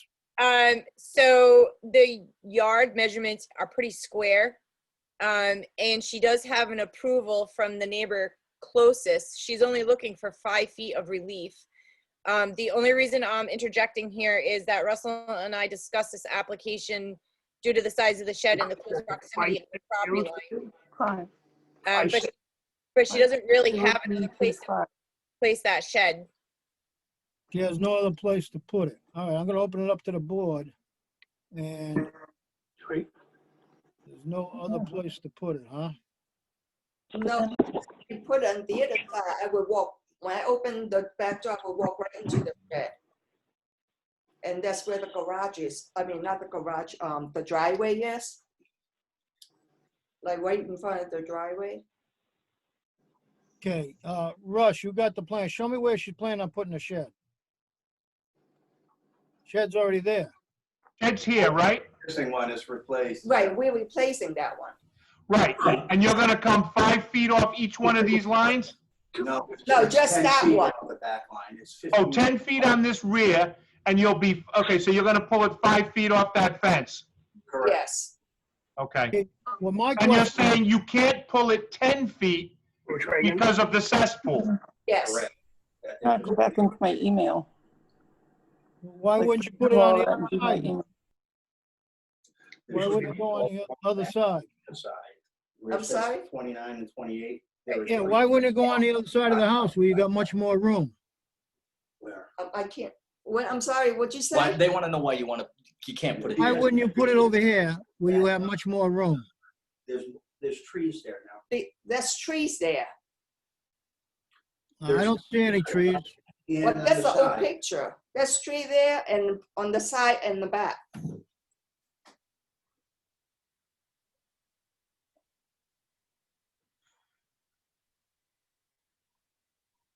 Look at the old Jeep. See, it looks like you got much more room on the other side. We don't, because the way this is And the for, leach field's going the leach over there. field is going where that side of that, Oh, so you're yard. putting in a new leach field. Yeah, Right. They're doing putting it in a now. New septic system. Yes, and So you're putting a new leach field and septic system in. yes. So do you have plans for the leach field so we can see it? Ray Plant is doing it, so I don't. Okay, You asked them where it would be placed, you know, only asking for 5 feet.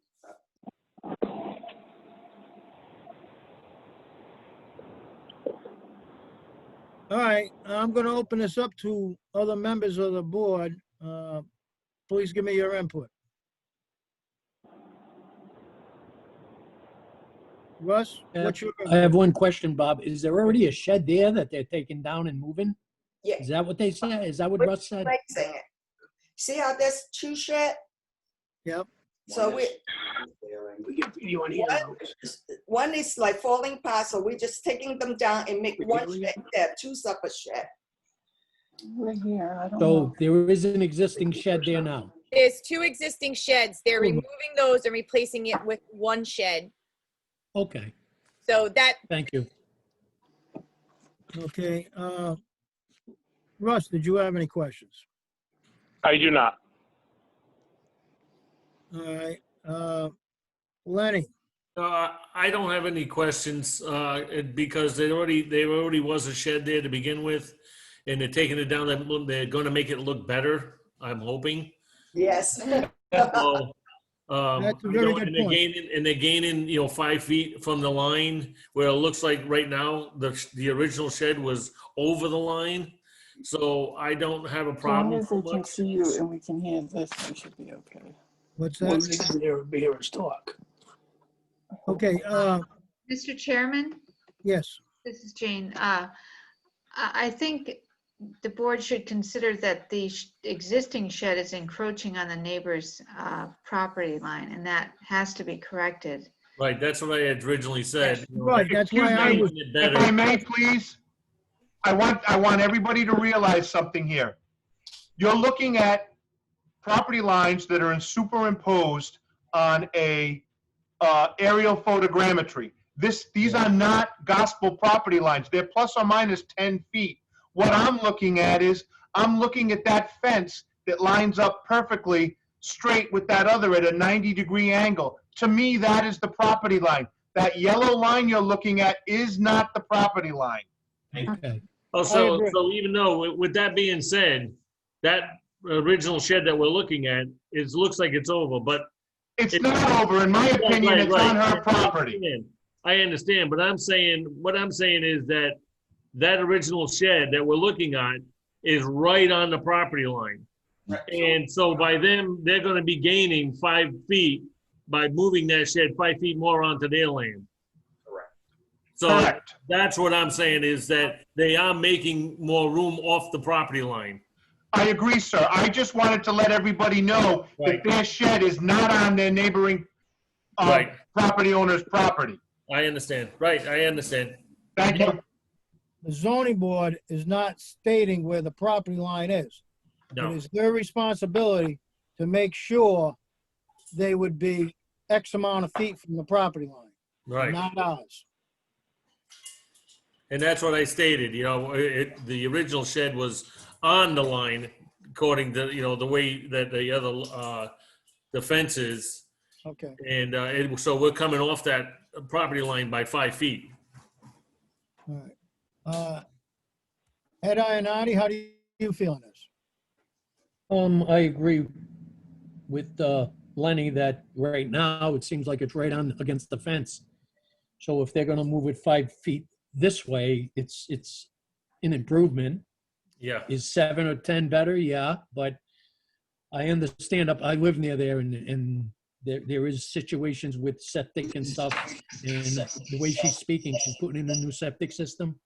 Yes. So she might need that extra room to put the, the system in. So I don't Keith, have a Olivia? problem with it, to be honest with you.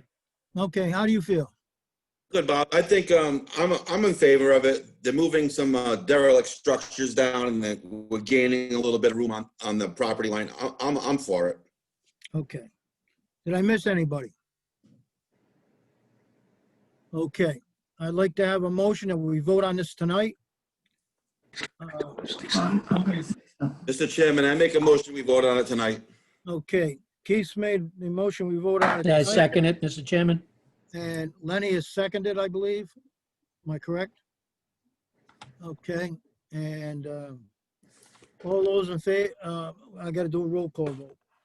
Russ Lockley, how do you vote on voting on this tonight? You approve? Approve. Okay, Keith, Vote tonight. vote tonight. Lenny, I vote tonight. Ed, I'll vote on it this evening. Chair also approves the vote on it this evening. Okay, at this time here, I'd like to have a motion made to vote on this application as presented. 5 feet from the property line and what, how many feet from the back? 15 from the back. Okay. 15. Mr. Chairman, I make a motion, we vote on it as presented. Okay. I need a second to that. I second that, sir. Okay. My fault. before we go on, I got to make sure that there's nobody who'd like to speak in favor or have any questions on this application before we vote on this. Mr. Wazay, do we have anybody in the audience that would like to be heard? Mr. Chairman, we do not. There is no one with their hand raised. Okay, thank you. Okay, at this time here, I'd like to take a roll call vote. Russ Lockley, how do you vote on this? Approve as presented. Okay, Keith Cludier, Approve as presented. Lenny, Approve as presented. Ed, Approve as presented. Chair also approves as do? presented. Okay, Sure we I weren't thank you all for coming tonight. Applications. Excuse me, Mr. Chairman. Yes, Hi, this is Sue Enos. We lost our feed. We apologize for that. It took us a while to get back on. okay, we'll go back to your application then. How's that? Oh, thank you so much. Okay, Kramer, you're all set. Thank Thank you, you. everyone. Have a good night. okay. I'm gonna have you read the application for the record of John and Sue Enos. Don't touch anything. You don't mind? Yes, sir. The next application is John and Sue Enos. The applicant is the same. Location is AP 39, lot 151, 138 Columbia Avenue. Zone is R20. Applicants are seeking a dimensional variance to construct a detached 16 by 24 garage 2 feet from the front corner property line where 14 is required and 17.6 feet from the rear property line where 30 is required. Okay, John and Sue, can you please come back to the microphone so I can swear you in? Yes. Can you hear Okay, us? I ask you both to raise your right hand. Beautiful, thank you for doing that. You swear to tell the whole truth and nothing but the truth in front of this board? We do. Yes, sir, we do. I do. Okay, thank you. Explain to me your application. Oh, we're trying to build a garage. We've been here 39 years. I'm mostly going to use it because I am in the process of buying an older car and what I put in there. I never had a snow blower because I had no place to store it. So that's my number one reason to trying to get a garage out there, mostly storage. And we haven't got a variance in the past. We knew it was going to be troublesome when I was close to my neighbor. So we did go talk to our neighbors prior to petitioning for the variance. And our neighbor signed an affidavit saying as long as that garage was off his property line behind my fence line, he basically was unconcerned how close his property line it was. So that's what we're trying to accomplish. I'm trying to keep the garage, the door right in line with my driveway now, so I'm going to shift my driveway over. So if you see a picture as we sent there, you see the driveway, and I'm going to need a little bit of footage to the left from the door entrance. Thank you. Okay. All right, looking at this, I'm gonna be honest with you, 2 feet is way too close. Yeah, because we're going to kind of Obviously- be with that. Yep. How far can you move it away from the property line? Oh. Not much. Well, 'Cause the 2 feet's too close. You can't even construct it without falling on somebody else's property. How are you gonna maintain it, paint it, clean it up, clean the gutters? Only 2 feet away, you can't even put a ladder up. Yeah. 2 feet's too close. All right, because the back corner is going to be like a little over 6 feet, just because the angle of the property line is so severe. I was just trying to keep it away from the house enough so I had a big enough egress, but I could go that way somewhat. All right, so how can you put this so you can gain more than 2 feet at least? I mean, you gotta, I'm saying a minimum is, for a shed is 5. I think you need 7 feet. I hate to tell you this. You need another 5 feet. I need 7 feet total. Yes. Yeah, if I did, That's the way we've done it in the past. if I did that, I would have to like basically attach it to the house to get that kind of footage. Isn't there a way we can go like 3 or 4 feet? Because it does get wider. No, because you can't even maintain it. How do you maintain something you can't even put a ladder up? How do you build it without going to the other guy's property? Well, We'll decide it. yeah, it's gonna be sided, and once it's done, it's up. Right, but if there's ever repairs to be done or anything else, you really don't have enough room to do anything. So you're saying the minimum is 7 feet? That's been our past record, 7 feet. And I'm looking at between what you got now and what you could put there. I'm saying you got a good 10 feet in between the proposed and that. Or make the garage smaller. You have to do that. I have to go way down on the garage size. You know? Yep. What size would you go down to? Maybe like, I like to keep the same depth. I don't know if the minimum size of the garage is maybe 12 for the minimum size. 12, or, you know, I don't even mind if you make it bigger, but you just gotta get a little bit away from the Property line. You know, Yes.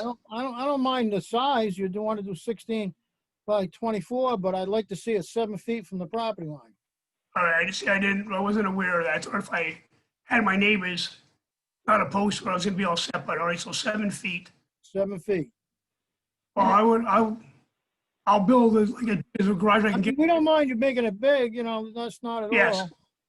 But I would like to see it at least 7 feet away from the property line. And if we do that, do we have to come back and do another? No, if we put that in as a stipulation, I believe the board would approve it. That's what I'll do. I'll go 7 feet. I'll just make it as wide as I can, so I still have. Yeah, you can only make it, what did you propose? What size is it? 16 by 24. That's what I'm trying to do now. So I'll probably have to go to like 12 by 24, somewhere along those. Right. But if you want the 16 by 24 and you can fit it in there, I have no complaints about that. As long as it's 7 feet, okay? All right, very good. As long as I hold 7 feet. 7 feet from the property line. Let me get the input from the rest of the board and make sure I'm correct. All right, thank you. All right, Russ Lockley, how do you feel on that? I'm very good with that. That seems like a great compromise. As long as they can stay 7 feet off the property line, I think we're good. Okay, Keith Cludier? I'm okay with it with the relief on the property line. Okay, Lenny? Yeah, I'm good with it as long as we have the 7 feet. Okay. Ed? I just have one question. How far away from the house were they going to put this? It was going to be 8 feet or so. 8 feet from the house? That's what it was going to be, yes. So if you moved it closer to the house, Yeah, maybe I can go down like 2 feet on the width so I can gain. you could so I'll have it a gain little bit 4. wider. Yeah, if Yeah. you went closer to the house, Yep. even, you know what I mean? Long That's as you what can get that's between the what house the and the outcome. garage. Yes, I think I it can don't be an have a outcome problem with of a little Just give him narrower this- and just closer to the house. Right, just get Me try to after- get the 7 feet. Yeah. After all these years, I gotta get it. So that's great. Yes, I'll do whatever it takes. Okay, right. I'm fine with that. Thank you. Okay. Great, thank you. Is there anybody in the audience, Mr. Wazika, that would like to speak on this application? For or against? Mr. Chairman, I see no hands raised at this time.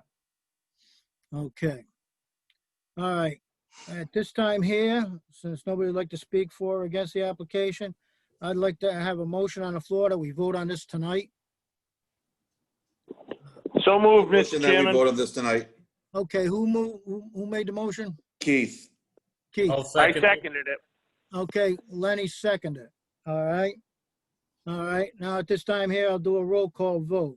Russ, how do you vote on this? To Vote for tonight. Okay, Russ votes on it tonight. Keith? Vote on it tonight, Mr. Chairman. Okay, Lenny?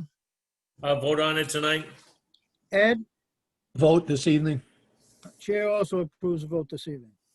Okay, now, I'd like to have a vote on the application with the stipulation that it moves and keeps within 7 feet from the property line. I make a motion, we vote on it. I make a motion, we approve it with the 7-foot property line dimension. Okay. I have a second on that. I second it. Ed Ionati seconded it. Keith made it. Okay. At this time, Russ, how do you vote on this application? Approve with the stipulation of 7 feet. Keith? Approve with the 7-foot stipulation. Lenny? Approve with the stipulations of 7 feet. Ed? Approve with stipulations. Chair also approves with a stipulation of 7 feet. Application is approved with a stipulation of 7 feet. Thank you very much for coming. Thank you. very Thank you. much. Thank you, everybody. Thank you. Okay.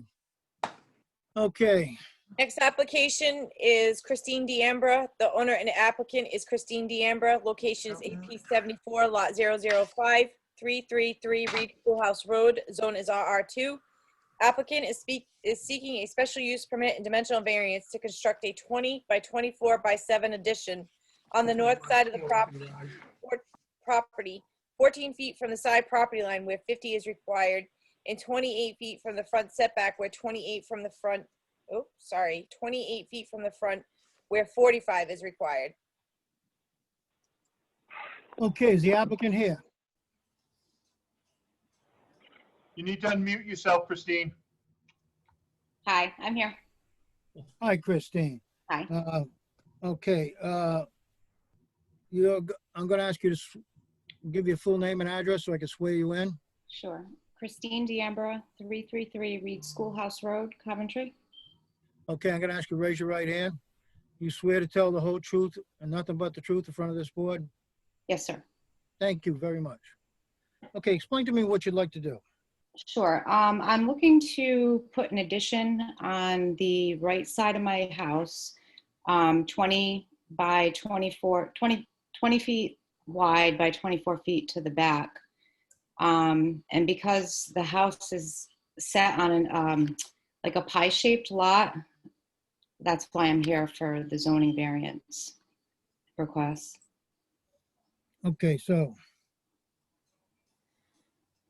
All right, so you want a 20 by 24 by 7 addition on the north side, and you're gonna be 14 feet from the property line. So you're on a pie shape, so the very front's gonna be 14 feet, and what's the back of it gonna be on the side lot line? 17. 17 feet. Okay, and then, Oh, do you mean the back of the house to the back of the property? no, the back, to the side property line. Okay, yeah, the very front corner Because if is, it's a pie shape, the front would be closer than the back, correct? yes. Okay, so you got 17. But I'm seeing No, 14, it's the 14 and a opposite. half. It's 17 feet from the front right corner, and then from the rear right corner is 14 and a half feet. All right, so you're gonna be 14 and a half, where, now Russ, correct me on this if I'm wrong. All right, so. Okay, I see up front, you're gonna be 17, 14 feet from the side property line. So the closest you're gonna be is 14 feet, where 50 is required, and 28 feet. We're 28 feet in the front and 45 in the rear. You're not gonna be any closer than the existing house. Correct, to the front, yeah. To the front. And. Okay, so the existing house is 28 feet in the front. Yes, correct. All right, so there's not gonna be any difference between what's there now and. Right. All right. So. Okay, so 14 feet, you can get back there with a machine, you can do repairs, you can do anything you pretty much want, I believe, in 14 feet. Let me check and see what the rest of the board has to say on this. Ed Ionati, what's your input on this? I don't have any questions at this time. Okay, Lenny? I don't have any questions at this time. I'm good. Okay, how about Keith? I'm good with it, Mr. Chairman, as long as we don't hear anything from the neighbors. Okay, and Russ Locklight? No, I'm really good with it. I mean, it's right there on that hairpin corner, right after October Trail, and it's a really odd shaped lot. So I mean, I think they're making the best of what they have, and it's really it's going to improve that whole that corner over there. So I think it's a plus. I don't have any big problems with it at all. I don't have any problems with it. Now, we had an approval from the planning board on this, didn't we? Yes. Yep. Okay. Russ Crossman, do you have any input on this? I don't, sir. The planning commission came through with a unanimous recommendation to the zoning board. And if I'm not mistaken, Christine, Do you have a letter from the abutter to the north supporting this project? Yeah, I actually saw you scroll past it. There was a letter signed by the abutting neighbor. Okay, and that, yeah, I thought that was included in the package. I just didn't hear you mention it, that's all. Yep. Okay. All right, at this time here, I'd like to open this up to the public, Mr. Wazika, and see if we have anybody who'd like to speak on this application for or against, or just have a question on the application. Mr. Chairman, at this time, we have nobody with their hand raised. Okay. Again, I'll bring it back to the board. Would the board members like to add anything else to this application? No, Mr. Chairman, I'd like to make a motion that we vote on this evening. Okay. Second that motion. And it's seconded. All right, I'm gonna do a roll call vote on that, and vote on this evening. Russ Lockley, Vote on it tonight. Keith Cludier, Vote tonight, Mr. Chairman. Lenny, Vote tonight. Ed, Yes, sir, vote tonight. I also approve the vote tonight. Okay, at this time here, I need a motion that we either approve or disapprove this application as presented.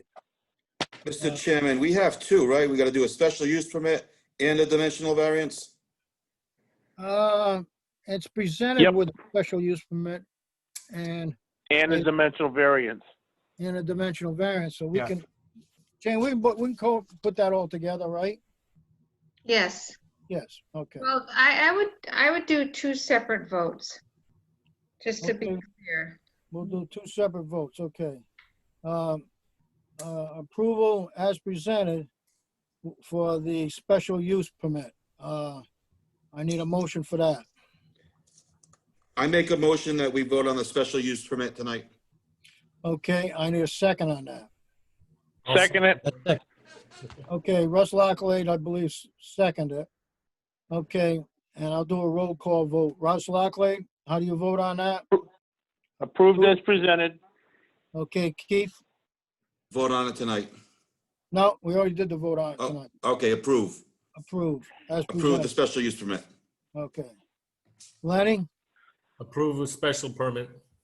Ed, Approve. chair approves, special use permit. Okay, now at this time here, I need a motion for a dimensional variance. I make a motion that we vote on the dimensional variance tonight. Okay, who'd second that? I'll second that. Second it. Okay, I think Lenny seconded that. Okay, I'm gonna start with roll call vote. Russ Lockley, how do you vote on the dimensional variance? On a dimensional variance, approve as presented. Okay, Keith Cludier. Approve as presented.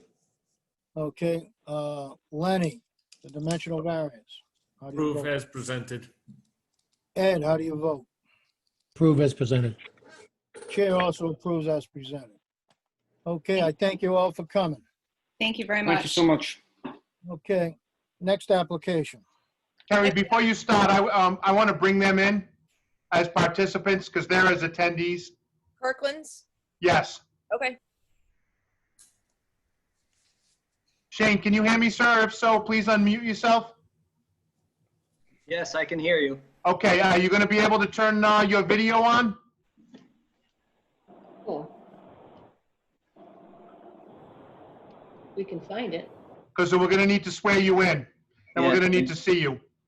Yes, I can't see. Shoot, I don't see the option here. If you go to the lower left-hand, did we lose them? There they are. You didn't have them as a panelist. I promoted them to panelist. Oh, okay. So Shane, if you go to the lower left-hand corner of the screen. Yep. See where it,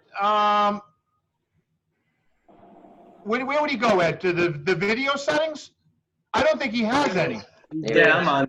He's there. Video's on, Russ. Video's already on. Got it. Can you guys hear me? Yes, sir. Shane, yep. All right, Carrie.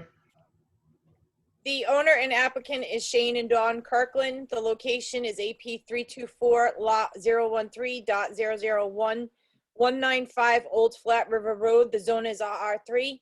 Applicants are seeking a dimensional variance to keep a shed placed 3 feet from the property line where 10 feet is required. Okay. Is the applicant here, Shane? Yes. And Dawn, or just Yeah. Shane? Okay, okay, I'm gonna ask you both to raise your right hand, but I gotta be able to see you both raising your right hand. One's got a left hand, one's got a right hand. Oh, sorry. Okay. Okay, you swear to tell the whole truth, nothing but the truth in front of this board? Yes, sir. Yes, sir. Okay, thank you very much. You're welcome. Okay, please explain to me what you'd like to do. Okay, well, there's an existing shed on the property. The shed was installed back in 2009, so it has been there now for 11 years. I didn't realize I needed a permit, and I should have done the research, and I take responsibility for that. The shed is about 4 feet. In the original application, I had indicated it was 3 feet from the property showing on the left and 3 feet from the back. There was I had a survey done since the original application, so I gained a little bit. I gained about a foot on the showing on the left-hand side of the screen. But so it's still, the shed is now, it's 4 feet from the left and 3 feet from the rear of the yard. And as you can see, it's a pretty small backyard, and my well is located on the right-hand side of the property. And if I move it 10 feet forward, it's basically, I'm going to walk out of the rear of the yard right into the shed. And I can't put the shed in the front yard because of the zoning requirements. I don't have enough room on the side, so it's really the only, my only alternative for storing all the tools, all the equipment that I need for the yard. And you can see behind me, it's pretty heavily wooded back there. So the Lawrenson property behind me, they can't see the shed. And so, as far as I know, it's not an issue. I mean, it's been there for 11 years at this point. Okay, so but you've had the lot surveyed, correct? I did, yes, just recently. All right, have you submitted that survey to the town? No, I have not. I did not do a class 1 survey. I've You only didn't do done, class 1. No, what kind of survey did you do then? well, they did a recovery of the markers. So they put the markers in and, well, basically recovered the markers and then drove in the wooden stakes to identify the property lines. All right, so you did have some type of survey done. Yes, just within the last month.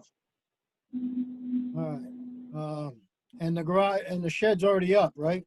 It is. Okay. Let me see if there's anybody out there. Mr. Wazika, can you see if there's anybody out there that'd like to speak on this application? I believe my neighbor is waiting to join in. Okay. If there's somebody you can let in. They're not raising their hand. If somebody wants to speak on this topic, please raise your hand so I can see who you are and I can bring you in. Thank you very much. Hang on one. Oh, I've got 2 that want to come in. Good. I'm going to just promote the panelists. Make it easy so we can see them as well.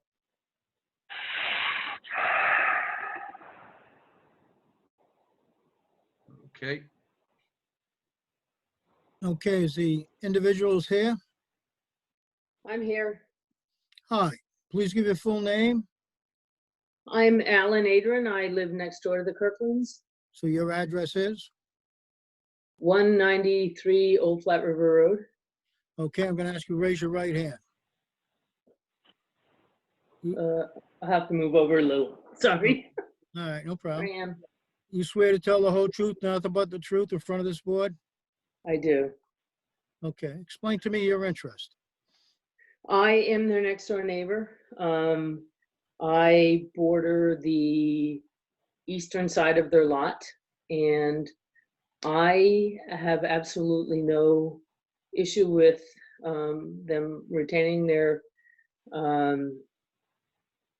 shed where it is. I think it would be unsightly for it to be in the middle of their yard, which would be what they would be required to do if they followed the zoning.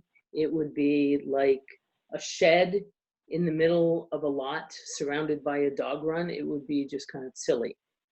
So I just don't understand why that would even be a good thing.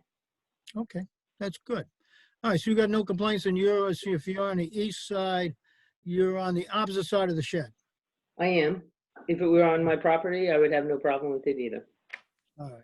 My property line, I mean, but All right, let me see if it's there's not. any other board members that have any questions for you. Would the board members like to ask anything of this individual? I'm all set. You're all set, okay. No, sir. All right. All right, at this time here, I thank you very much for speaking. And I'm gonna have Mr. Rosica, you said you had another application, another individual? Correct, we do.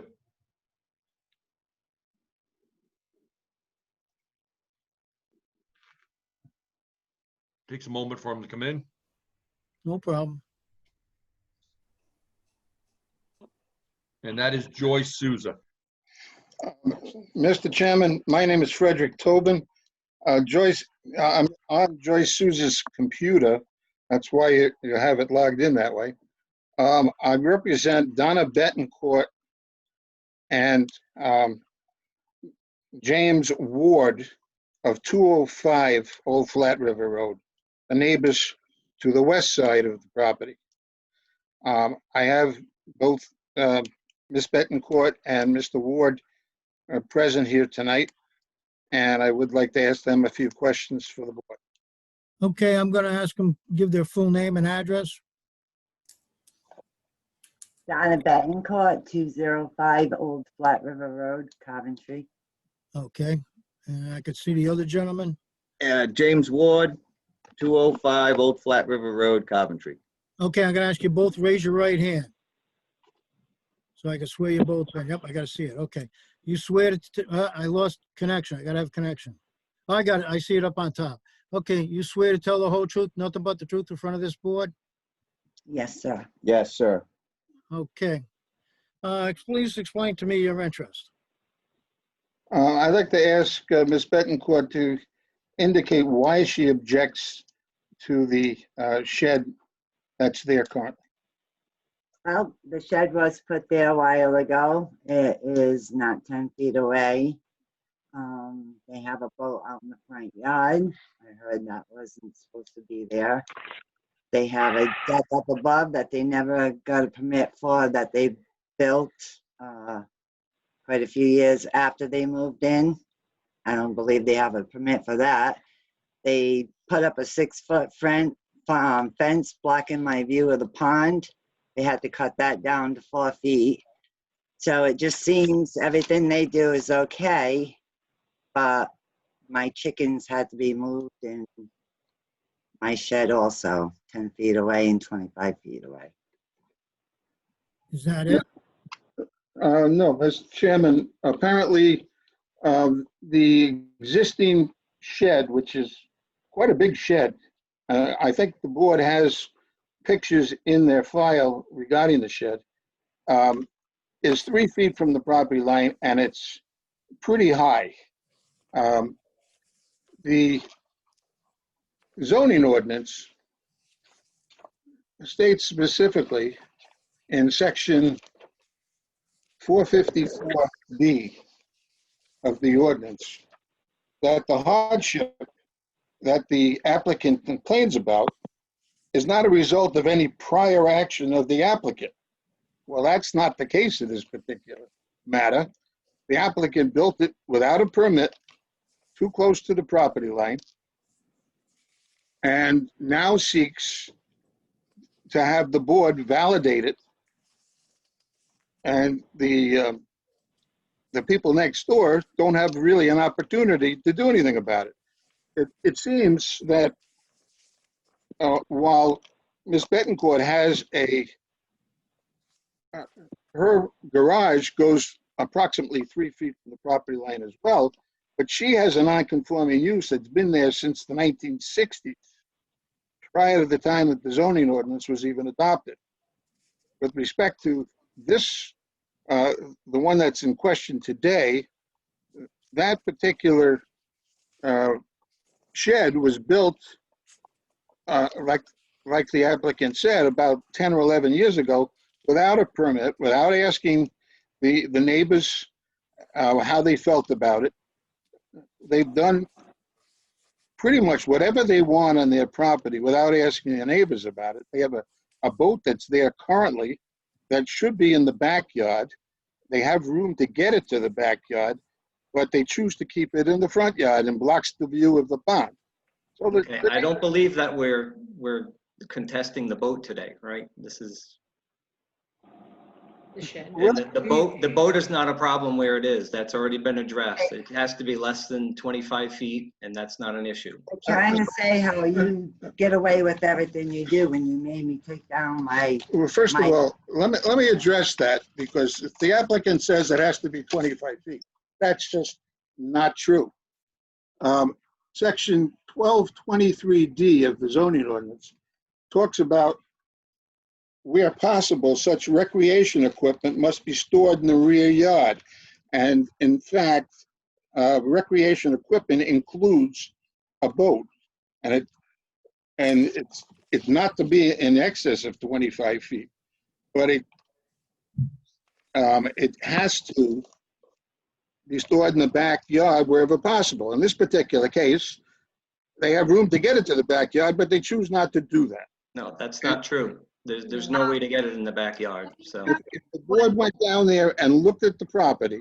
Mr. Tobin, Yeah. We're not talking about it. getting off subject. Let's focus on the shed. I have a question. I agree. How big is the shed? 12 by 16. 12 by 16. A 16-foot shed, it could be, How high is it? How high is it? it's almost 2 stories high. Well, how high is that? 2 stories high. It's a 1-story shed. It's, How many feet is it? oh, probably, I don't know. 9 feet at the peak. It wouldn't be any taller than 12 feet. Mr. Kirkland? No, it's you want not. an opportunity to have a lawyer represent you before this board since your neighbor has come with a lawyer. What'd she say? Kirkland, would you like the opportunity to have counsel before this board? Since your neighbor has appeared with a lawyer. I don't know if you were aware she was coming. We will give you the chance to seek legal representation if you so choose. And what do we do? Do another meeting next time with an attorney represented? Yes. The attorney is Well- correct. We can continue this if you wish to. Well, is it going to affect the outcome at all if I have an attorney? I mean, we're just talking about the shed variance. The board could decide tonight that you are in violation of the zoning ordinance. They will not give you the requested relief, and you could be forced to tear down the shed in the future. So that is your decision. If you want to risk having the shed torn down, you can go forward unrepresented. If you want to have a chance to talk to a lawyer and get some advice on this, we'll give you that chance and appear before legal counsel. It is your choice. We're giving you this opportunity tonight. If you want to press forward, we will decide it with the evidence presented so far. Well, is there an opportunity to move the shed? You will always have the opportunity to move it. That's up to you. But you have, the application you have presented is the one where the shed is now. You can amend your application and come back to the board with your amended application. And the board can act on that, but you need to have, drawings and evidence and things like that. You have a neighbor that seems pretty upset, and you may want to consider having a lawyer and having an engineer and having drawings so that we can look at evidence. Right now, we don't have much evidence to support your case. Okay, well, so if we get legal counsel, what happens at the next meeting? he will be able to. What, I don't present- know, I don't understand the next steps if I have an attorney present. Well, So you would ask for a continuance and then be continued into the next month. and you may decide that you don't need a lawyer. You may talk to a lawyer and say, you know what, I don't need you. I'm just gonna go forward. We're just giving you this chance, because if we decided tonight, you're stuck with this decision that we make. And then the only way you can undo the decision is if you go to Superior Court. Okay, well, let's do the continuance then, if that's an option. Okay, so at this time here, you'd wish to continue this so you can seek legal counsel, correct? Correct. All right, let me review this with a board.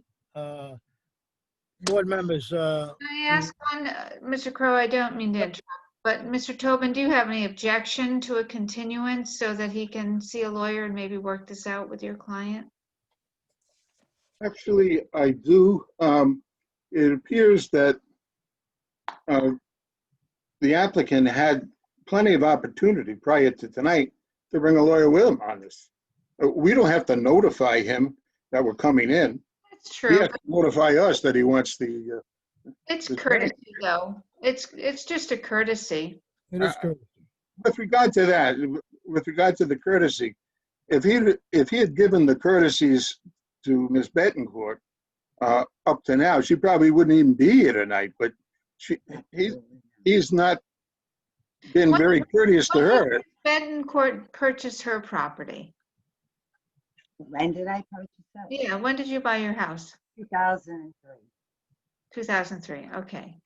So, I mean, what she's not mentioning is that she put a chicken, pretty large chicken coop up right on the property line and directed the actual shed. It had like a shed style roof. The roof directed all the water onto my property. So if we're talking, I know we're getting off subject here, but if we're talking about. I would like to interject. Okay. So, just for the record, that situation, I had received the complaint, contacted Mrs. Betancourt. In all fairness, she came down to the office upon receipt of that letter, and I personally went out there. I checked the chicken coop. We measured it out, and she dug up asphalt and relocated that chicken coop. So that was addressed and taken care of. No, I understand, but she's accusing me of doing things without any notice. I mean, All right. it's going both ways, so. Okay, I'm going to step in here now. Okay, unless the board feels differently, I would like a motion to continue this to next month. Would the board Make a members motion, we please- continue till next month, Mr. Chairman. Okay, I have a motion made. Do I have a second by the board? I second that. Okay, that's been seconded. I'm going to do a roll call on approval to continue this to next month. Russ Lockley, Approve for the continuance. Keith, how do you vote? Approve the continuance. Lenny, Approve the continuance. Ed? Move to continue. Chair also approves to continue. This application will be continued to next month. You will not have to re-advertise or anything. Okay? Thank you very much. Okay. Thank you for coming. Thank you. Thank you. Okay. All right. Mr. Chair, before you start, I want to ask Mr. Wazika if he could bring in a couple more people. Sure. He's got more to speak on that application? Yeah, Mr. Wazika, Go ahead, sir. could you bring in Michelle Gaudet? Michelle is now being brought in. Who else? I believe, Kerry, we have two Karens. I'm going to assume it's one of the Karens. Yeah, it's a Karen Lockaby, so I don't know what it would. Why don't you bring in one of the Karens and we'll see if that's one of the people we want. Karen Lockaby, please raise your hand.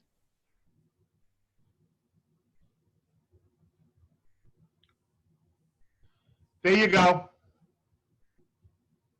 It's easier that way, Russell. I agree, sir. Hello? I have, Karen, can you unmute, please?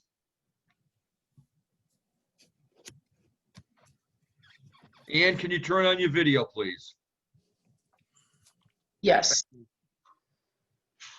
Okay, I'm actually on the Rodalowicz matter, so not on this matter.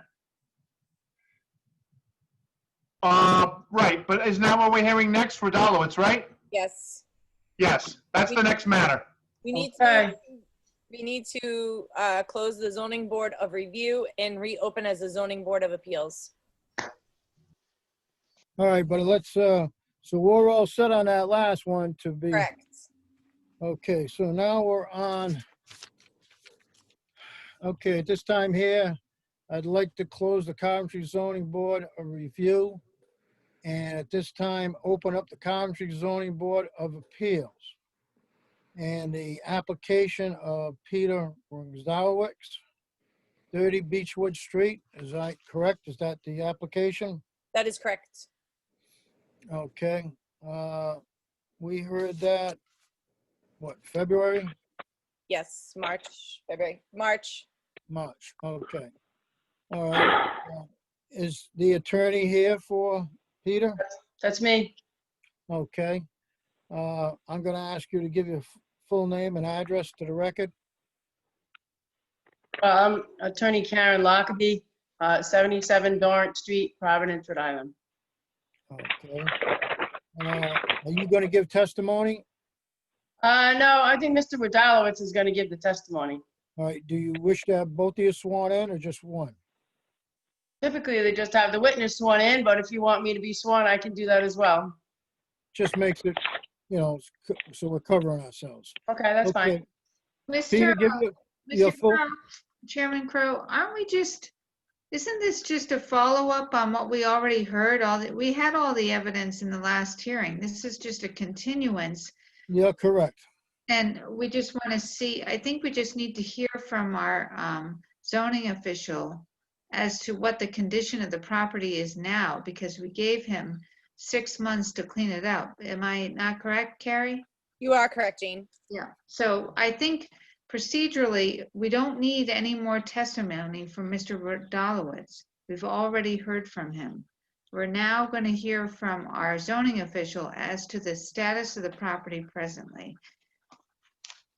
Okay. Okay, so we left off back in March that we were going to stay my violation and give Mr. Rodalowicz a chance to clean up the property, as well as we were going to come back and decide as far as what we were going to do with the fine of $300 that I issued against Mr. Rodalowicz. Due to the pandemic, obviously inspections were held off for quite some time. I had gone back out there in June, towards the end of June, met with Ms. Lockaby, Mr. Rodalowicz, to see what progress had been made. There had been progress made. I went back out today and I had forwarded you all several pictures of what I went out and saw today. Was there progress? Yes. There's now a ton of firewood in an area that had been cleaned up, but again, we're not here for, I mean, it's not commercial storage of firewood. There's no less cars in the driveway, and the burn pile looks like it's significantly larger. So at this juncture, I guess it's, you know, your decision. Can I respond to that, please? Sure. First of all, when Ms. Karolski came out in June, I actually have the recording. There were 3 items that she needed Mr. Rodalowicz to address. One was the fence. She said if he lowered the fence, that would not be a violation. He did that. There was a truck that had wood in it. She said to remove that vehicle from the premises. That vehicle has been removed. There are a number of tires that the neighbor had previously complained about. She said those had to be properly removed or stored. Those have all been dealt with. And so we asked Ms. Karowski at the end of June, and I have her on tape if you want to hear it. And I said, are these the only items that need to be addressed? And she said, yes, if these were addressed, then Mr. Rodalowicz's violation would be dismissed. He did recently end up getting some wood, and he can address that. If you want him sworn to be able to address that, he can. But there's a lot of, he gets his own wood and he purchases it. I'm sorry, he cuts it and splits it himself. But I would have to object to going down this path. Not only did we make an agreement as to what needed to be done, and the three of us were there on the premises, and we did everything she asked us to do. So that's been done. If there are new violations, I think due process requires a new notice of a violation. You can't just keep coming in and saying, okay, I want this violation, this. Okay, this week the trash barrel's here. This week, oh, this is over here. You can't change it every time. Okay, Due process so let me requires interject. notice of a violation. The changes that I requested, they appeared to be done except for the hot tub covers, I believe, and the stack of wood that needed to have been removed. Those have been dealt with also. I'm sorry? Those have been dealt with also. The hot tub covers have also been dealt So with. there's another stack of something there. But what I'm saying is, as I went back out today, the condition of the property had changed since I had been out there in June. Well, of course, I got firewood delivered, and I haven't stacked all of it yet. There are some pieces that have been stacked. I mean, Right, and I said when in my opening but statement. we have you on that- recording stating that And I these appreciate three you items that recording you asked and me to do. notifying me. But as I said, when I started this conversation tonight, I understood that you had just gotten a load of firewood, and that was not the issue. Oh, okay, okay. I'm All sorry. right, so since he's complied with your requests, is he all set? I still think he owes the town $300. But you've given him time to clean it up. It wasn't our fault that there was a pandemic. I mean, the matter's been continued. We've been ready, willing, and available to appear at all these appearances. In fact, it probably was in better condition in August since he now has the wood, but he's working on the wood. That's the only piece of this. Any Okay, members good. want to interject? I emailed you pictures from today. Anybody have anything to add? Any questions? I would like to have Jane's input on this. What was the original charge? What was in your original complaint? So in my original complaint was multiple areas of junk and debris, vehicles. There was a skid steer parked on the front lawn. There was piles of wood everywhere. There was multiple sheds. There was a carport. It has now been turned into a shed. There was clothes on the ground. There was life preservers. There was a jet ski.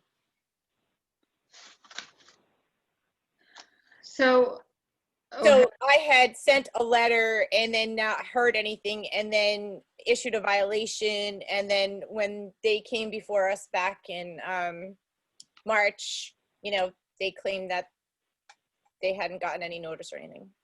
So you still have cars, you still have junk in the yard. If I can respond to that, yeah, the vehicles are all, they're all antiques, which we had addressed at the last meeting. As long as they're not disorderly, the law allows him to have antique vehicles. Every single one of those vehicles is an antique. An unlimited number of antique vehicles? I don't. Yeah. The law does not say that there's a number of vehicles that can or can't be on the property. It doesn't specify. Carrie, did you?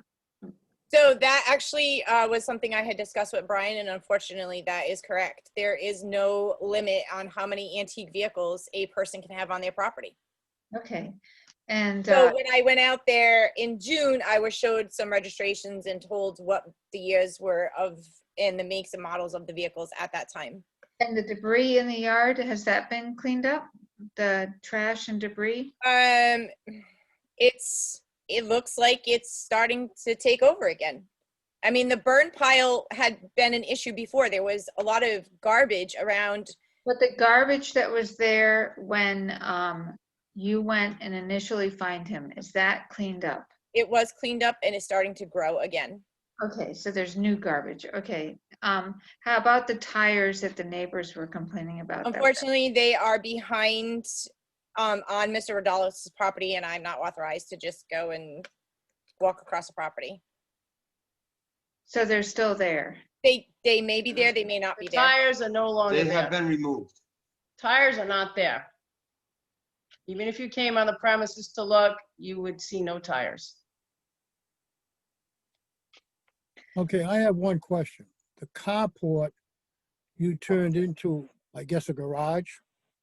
Well, it wasn't really turned into a garage. One of I your just put a face on. One of your complaints, Mr. Chairman, last time was that there was, it was like a tarp that was waving in the wind, and you said it was unattractive. So he put like a wood front on it, just put pieces of wood on the front to address your issue of the tarp waving in the wind. So it's a structure that was already there. He just put wood on the front instead of the tarp because you said it was unsightly. Okay, So we tried to address all of the board's concerns, Mr. Chairman. all right. My objection on this is the applicant ended up perhaps making it look better by covering up that entrance to the carport, which was covered by a top. I don't know how we sit with that legally, or I'm open to suggestions on that, Jane. Is that carport permitted by the zoning ordinance? You don't require a permit for a carport, per my understanding. But once you close it in, it changes it to a garage. So I don't know where we stand on that, but it does make it look much nicer by being closed in. And I think it solved a lot of problems where you could store stuff inside where we wouldn't see it, which is nice. But I don't want to see that all come back out later on. And our agreement was to continue it so we had a chance to Clean it up. clean it up. And if he did, we would waive the $300 fine. I don't know if we were definitely gonna waive the $300 fine, but we were gonna come back and look at it again. Yeah. Well, that's my recollection, that we said if he did, what the stipulation was, that the $300 fine would be waived. You said he had to pay the fee for the mailing. He's paid that. He has the canceled check. That was the agreement. I'm aware that he paid that fee. I think our hearing was you were appealing the finding of the zoning official that the place was a mess. And we have evidence that supports that it was a mess. And we did find that it was a mess, and we wanted to give you a chance to clean it up. So the problem we have is that we have evidence to support that $300 fine, and we don't see a huge amount of effort to, I mean, we see some effort, but it's by no means cleaned up. Can I just say something here? Mr. Rodalowicz has done, I can't even tell you, countless hours with an exorbitant amount of money to improve the premises. He just put an attachment on the front. I mean, Ms. Karowski's showing you the bad side of the property. You need to be able to look at the good side of the property. The property about the lattice in the front. They actually offered to put pictures of his home in Better Homes and Garden magazine. So, I mean, If you would like to come out and look at it yourselves, rather than look at the bad pictures, you're more than welcome to. I would love that. In fact, she had taken pictures. He has gardens, he's got flowers, he's got all kinds of things in there. Ms. Karowski took a picture of a pile of bricks, which he later used to make a garden with. So, I mean, she's putting this in the worst possible light ever. I really think it's unfair. So it's up to the board whether they want to enter the decision that was stayed at the last hearing and find which supports the fine of $300, or they can enter the decision and reduce the fine. They have the discretion to do that from 300 to a lesser amount, or remove the fine altogether. But I think, I don't think that we have reason to vacate the decision at this point. Okay. what the Uh, fine should be. All right, I don't disagree with you. I'd like the board's input from this. I'm going to start with Keith. What's your impression?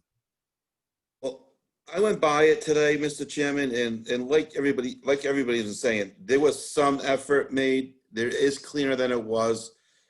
Could it be neater?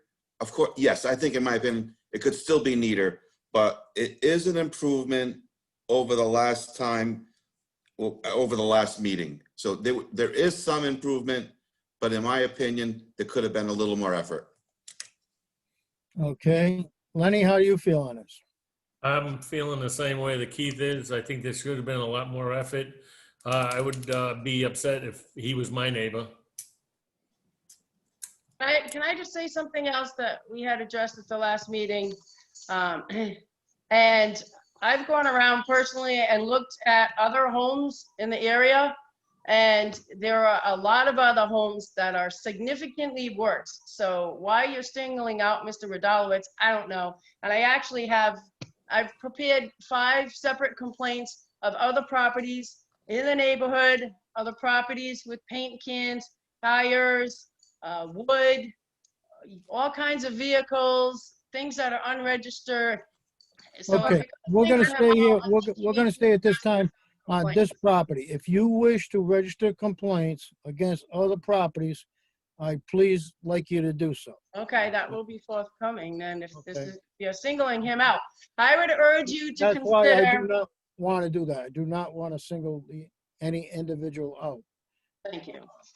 And I would urge you to reduce the fine at a minimum if you're inclined to go in that direction. all right, we'll discuss that. Okay, at this time here, Russ Lockley, how do you feel?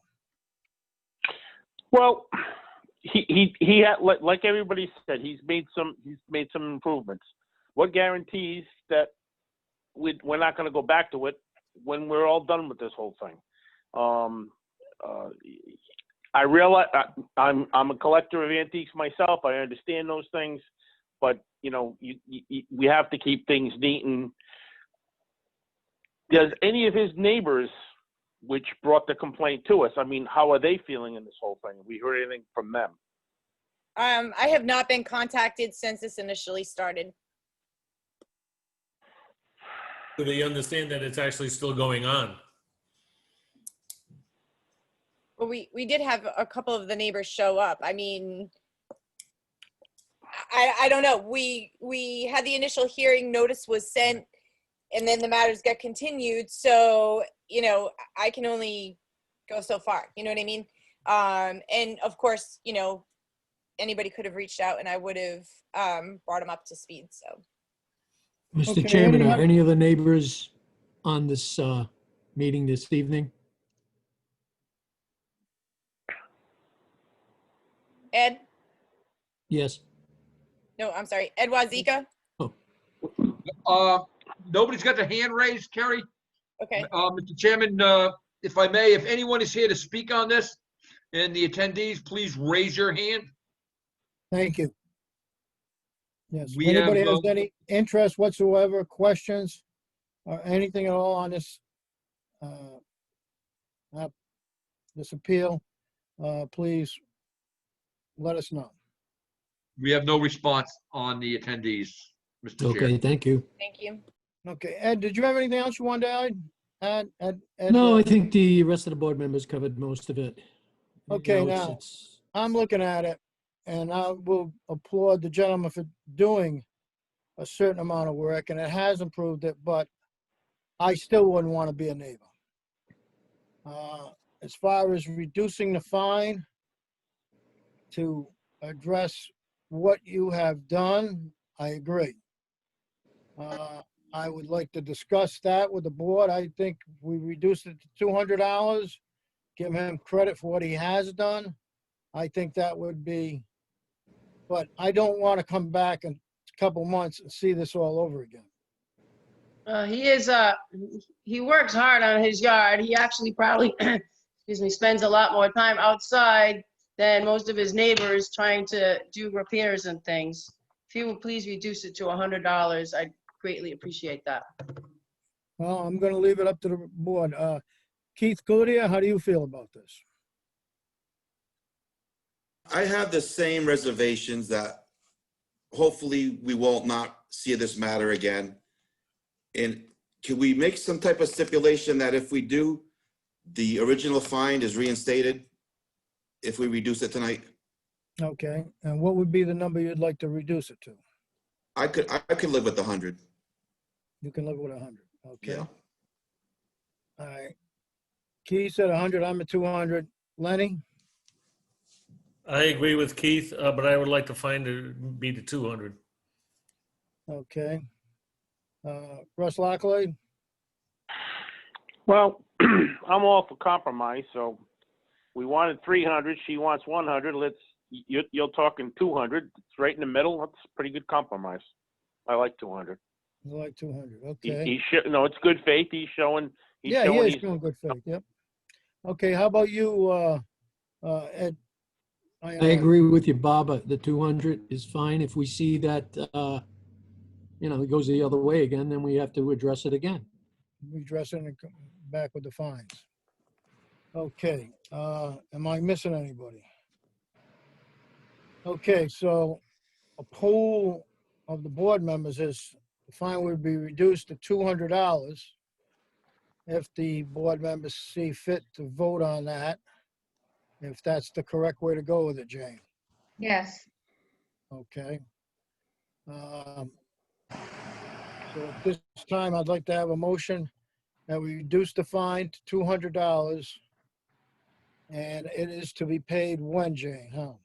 You have two things to do. You have to enter the decision supporting the violation of the zoning official because it was stayed.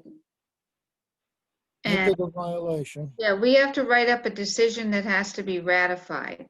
So I have to write a decision. We have to put it on the agenda for next month. And that will be that we found that he was in violation and that we support that the zoning official acted within her capacity in fining him. And that the fine shall be $200. Okay. So this really, you can vote tonight to find that the violation was within the jurisdiction of the zoning official, that there's evidence to support it, it wasn't arbitrary and capricious, and that the fine shall be $200 as opposed to $200 that was initially fined. And Okay, then so, we'll put it on the agenda for October for ratification. okay, so at this time here, I'd like to, a motion for entering that the zoning official acted in her behalf non-conspicuous, But she was not arbitrary and capricious. okay, non-arbitrary and capricious, okay, thank you. She And acted in the right thing and found and violate, and the individual in violation, and the fine to be amount of $200. That's correct. Okay. Okay, Keith, do you So moved, Mr. Chairman. moved? Second it. Seconded. All right, at this time here, it's been made and seconded. Russ Lockley, how do you vote on that? Approve, as stipulated. Okay, Keith, how do you vote? Approve as stipulated. Lenny? Approve as stipulated. And stated, okay. Ed Ionati? Approve as stated. Okay, the chair approves as stated with the fine of $200. And that is to be written up and continued to the next meeting. Am I correct, Jane? That's correct. Okay, I thank you all. I don't know if we have any other business, do we, at this time? No, we do not.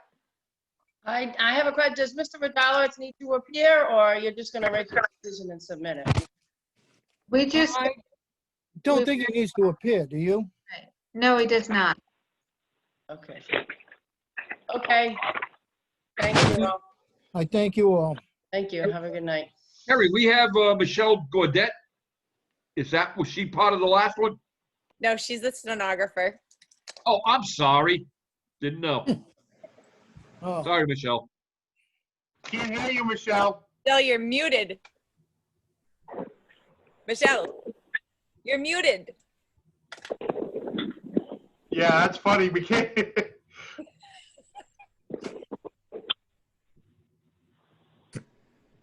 all right, I guess we're all set for now. Do I have any other Thank you. information to be forwarded? Thank you. Motion to adjourn, Mr. Chairman. Nice job, everybody, for your first Zoom meeting. Second the motion. All right, I got a Okay. second to Mr. adjourn. Chairman, excuse me Yes. for one moment. I don't know if you care, that we do have somebody with their hand raised in the attendees. Okay, please, put them on. Susan Wertz. Okay, they're coming in as a, Hi, can you hear me? Yes. Yeah, I was told to come about this mini pig. Did you address that before 7:30? So that, actually, it was about 7:30. That matter has been continued until October. The date is date certain, October 7th. Roughly, the meeting starts at 7 o'clock. Yeah, I just wanted to let you know, I did not receive an agenda. I went to the town hall with this other Mr. Kirkland and another lady. I wasn't even told that the meeting was a Zoom meeting. I just was able to type it in quick enough to get on tonight, but I'm really, I annoyed that I apologize. stayed on all night for this. It was posted on the Secretary of State website. It was outside our office. It was also on the town website. But if you would like for me to give you my number at work, you're more than welcome to call me with any questions or concerns you might have. Yeah, I would, because I'm not going to be here October So 7th. my name is Carrie. Yeah. And my number is 822-9196, and I'll be more than happy to help you out. All right, thank you. You're welcome.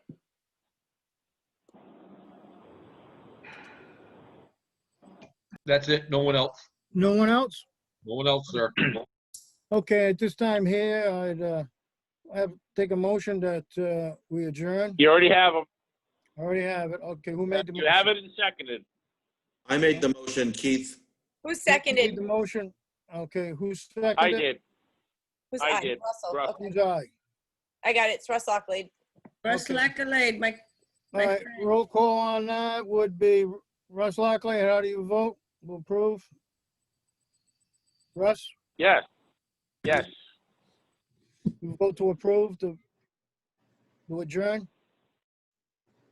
You're killing me, Smalls. My dog really needs to go out. I need to lock up my chickens. Listen, Okay. I'm gonna just stay here because it's 10 o'clock. I might as well just stay at work. Yeah, I'm getting overtime. Fresh. All right, Oh, Keith, God. you vote to adjourn? Yes. Yes. Yes. Okay, Yes, Lenny, yes. yes?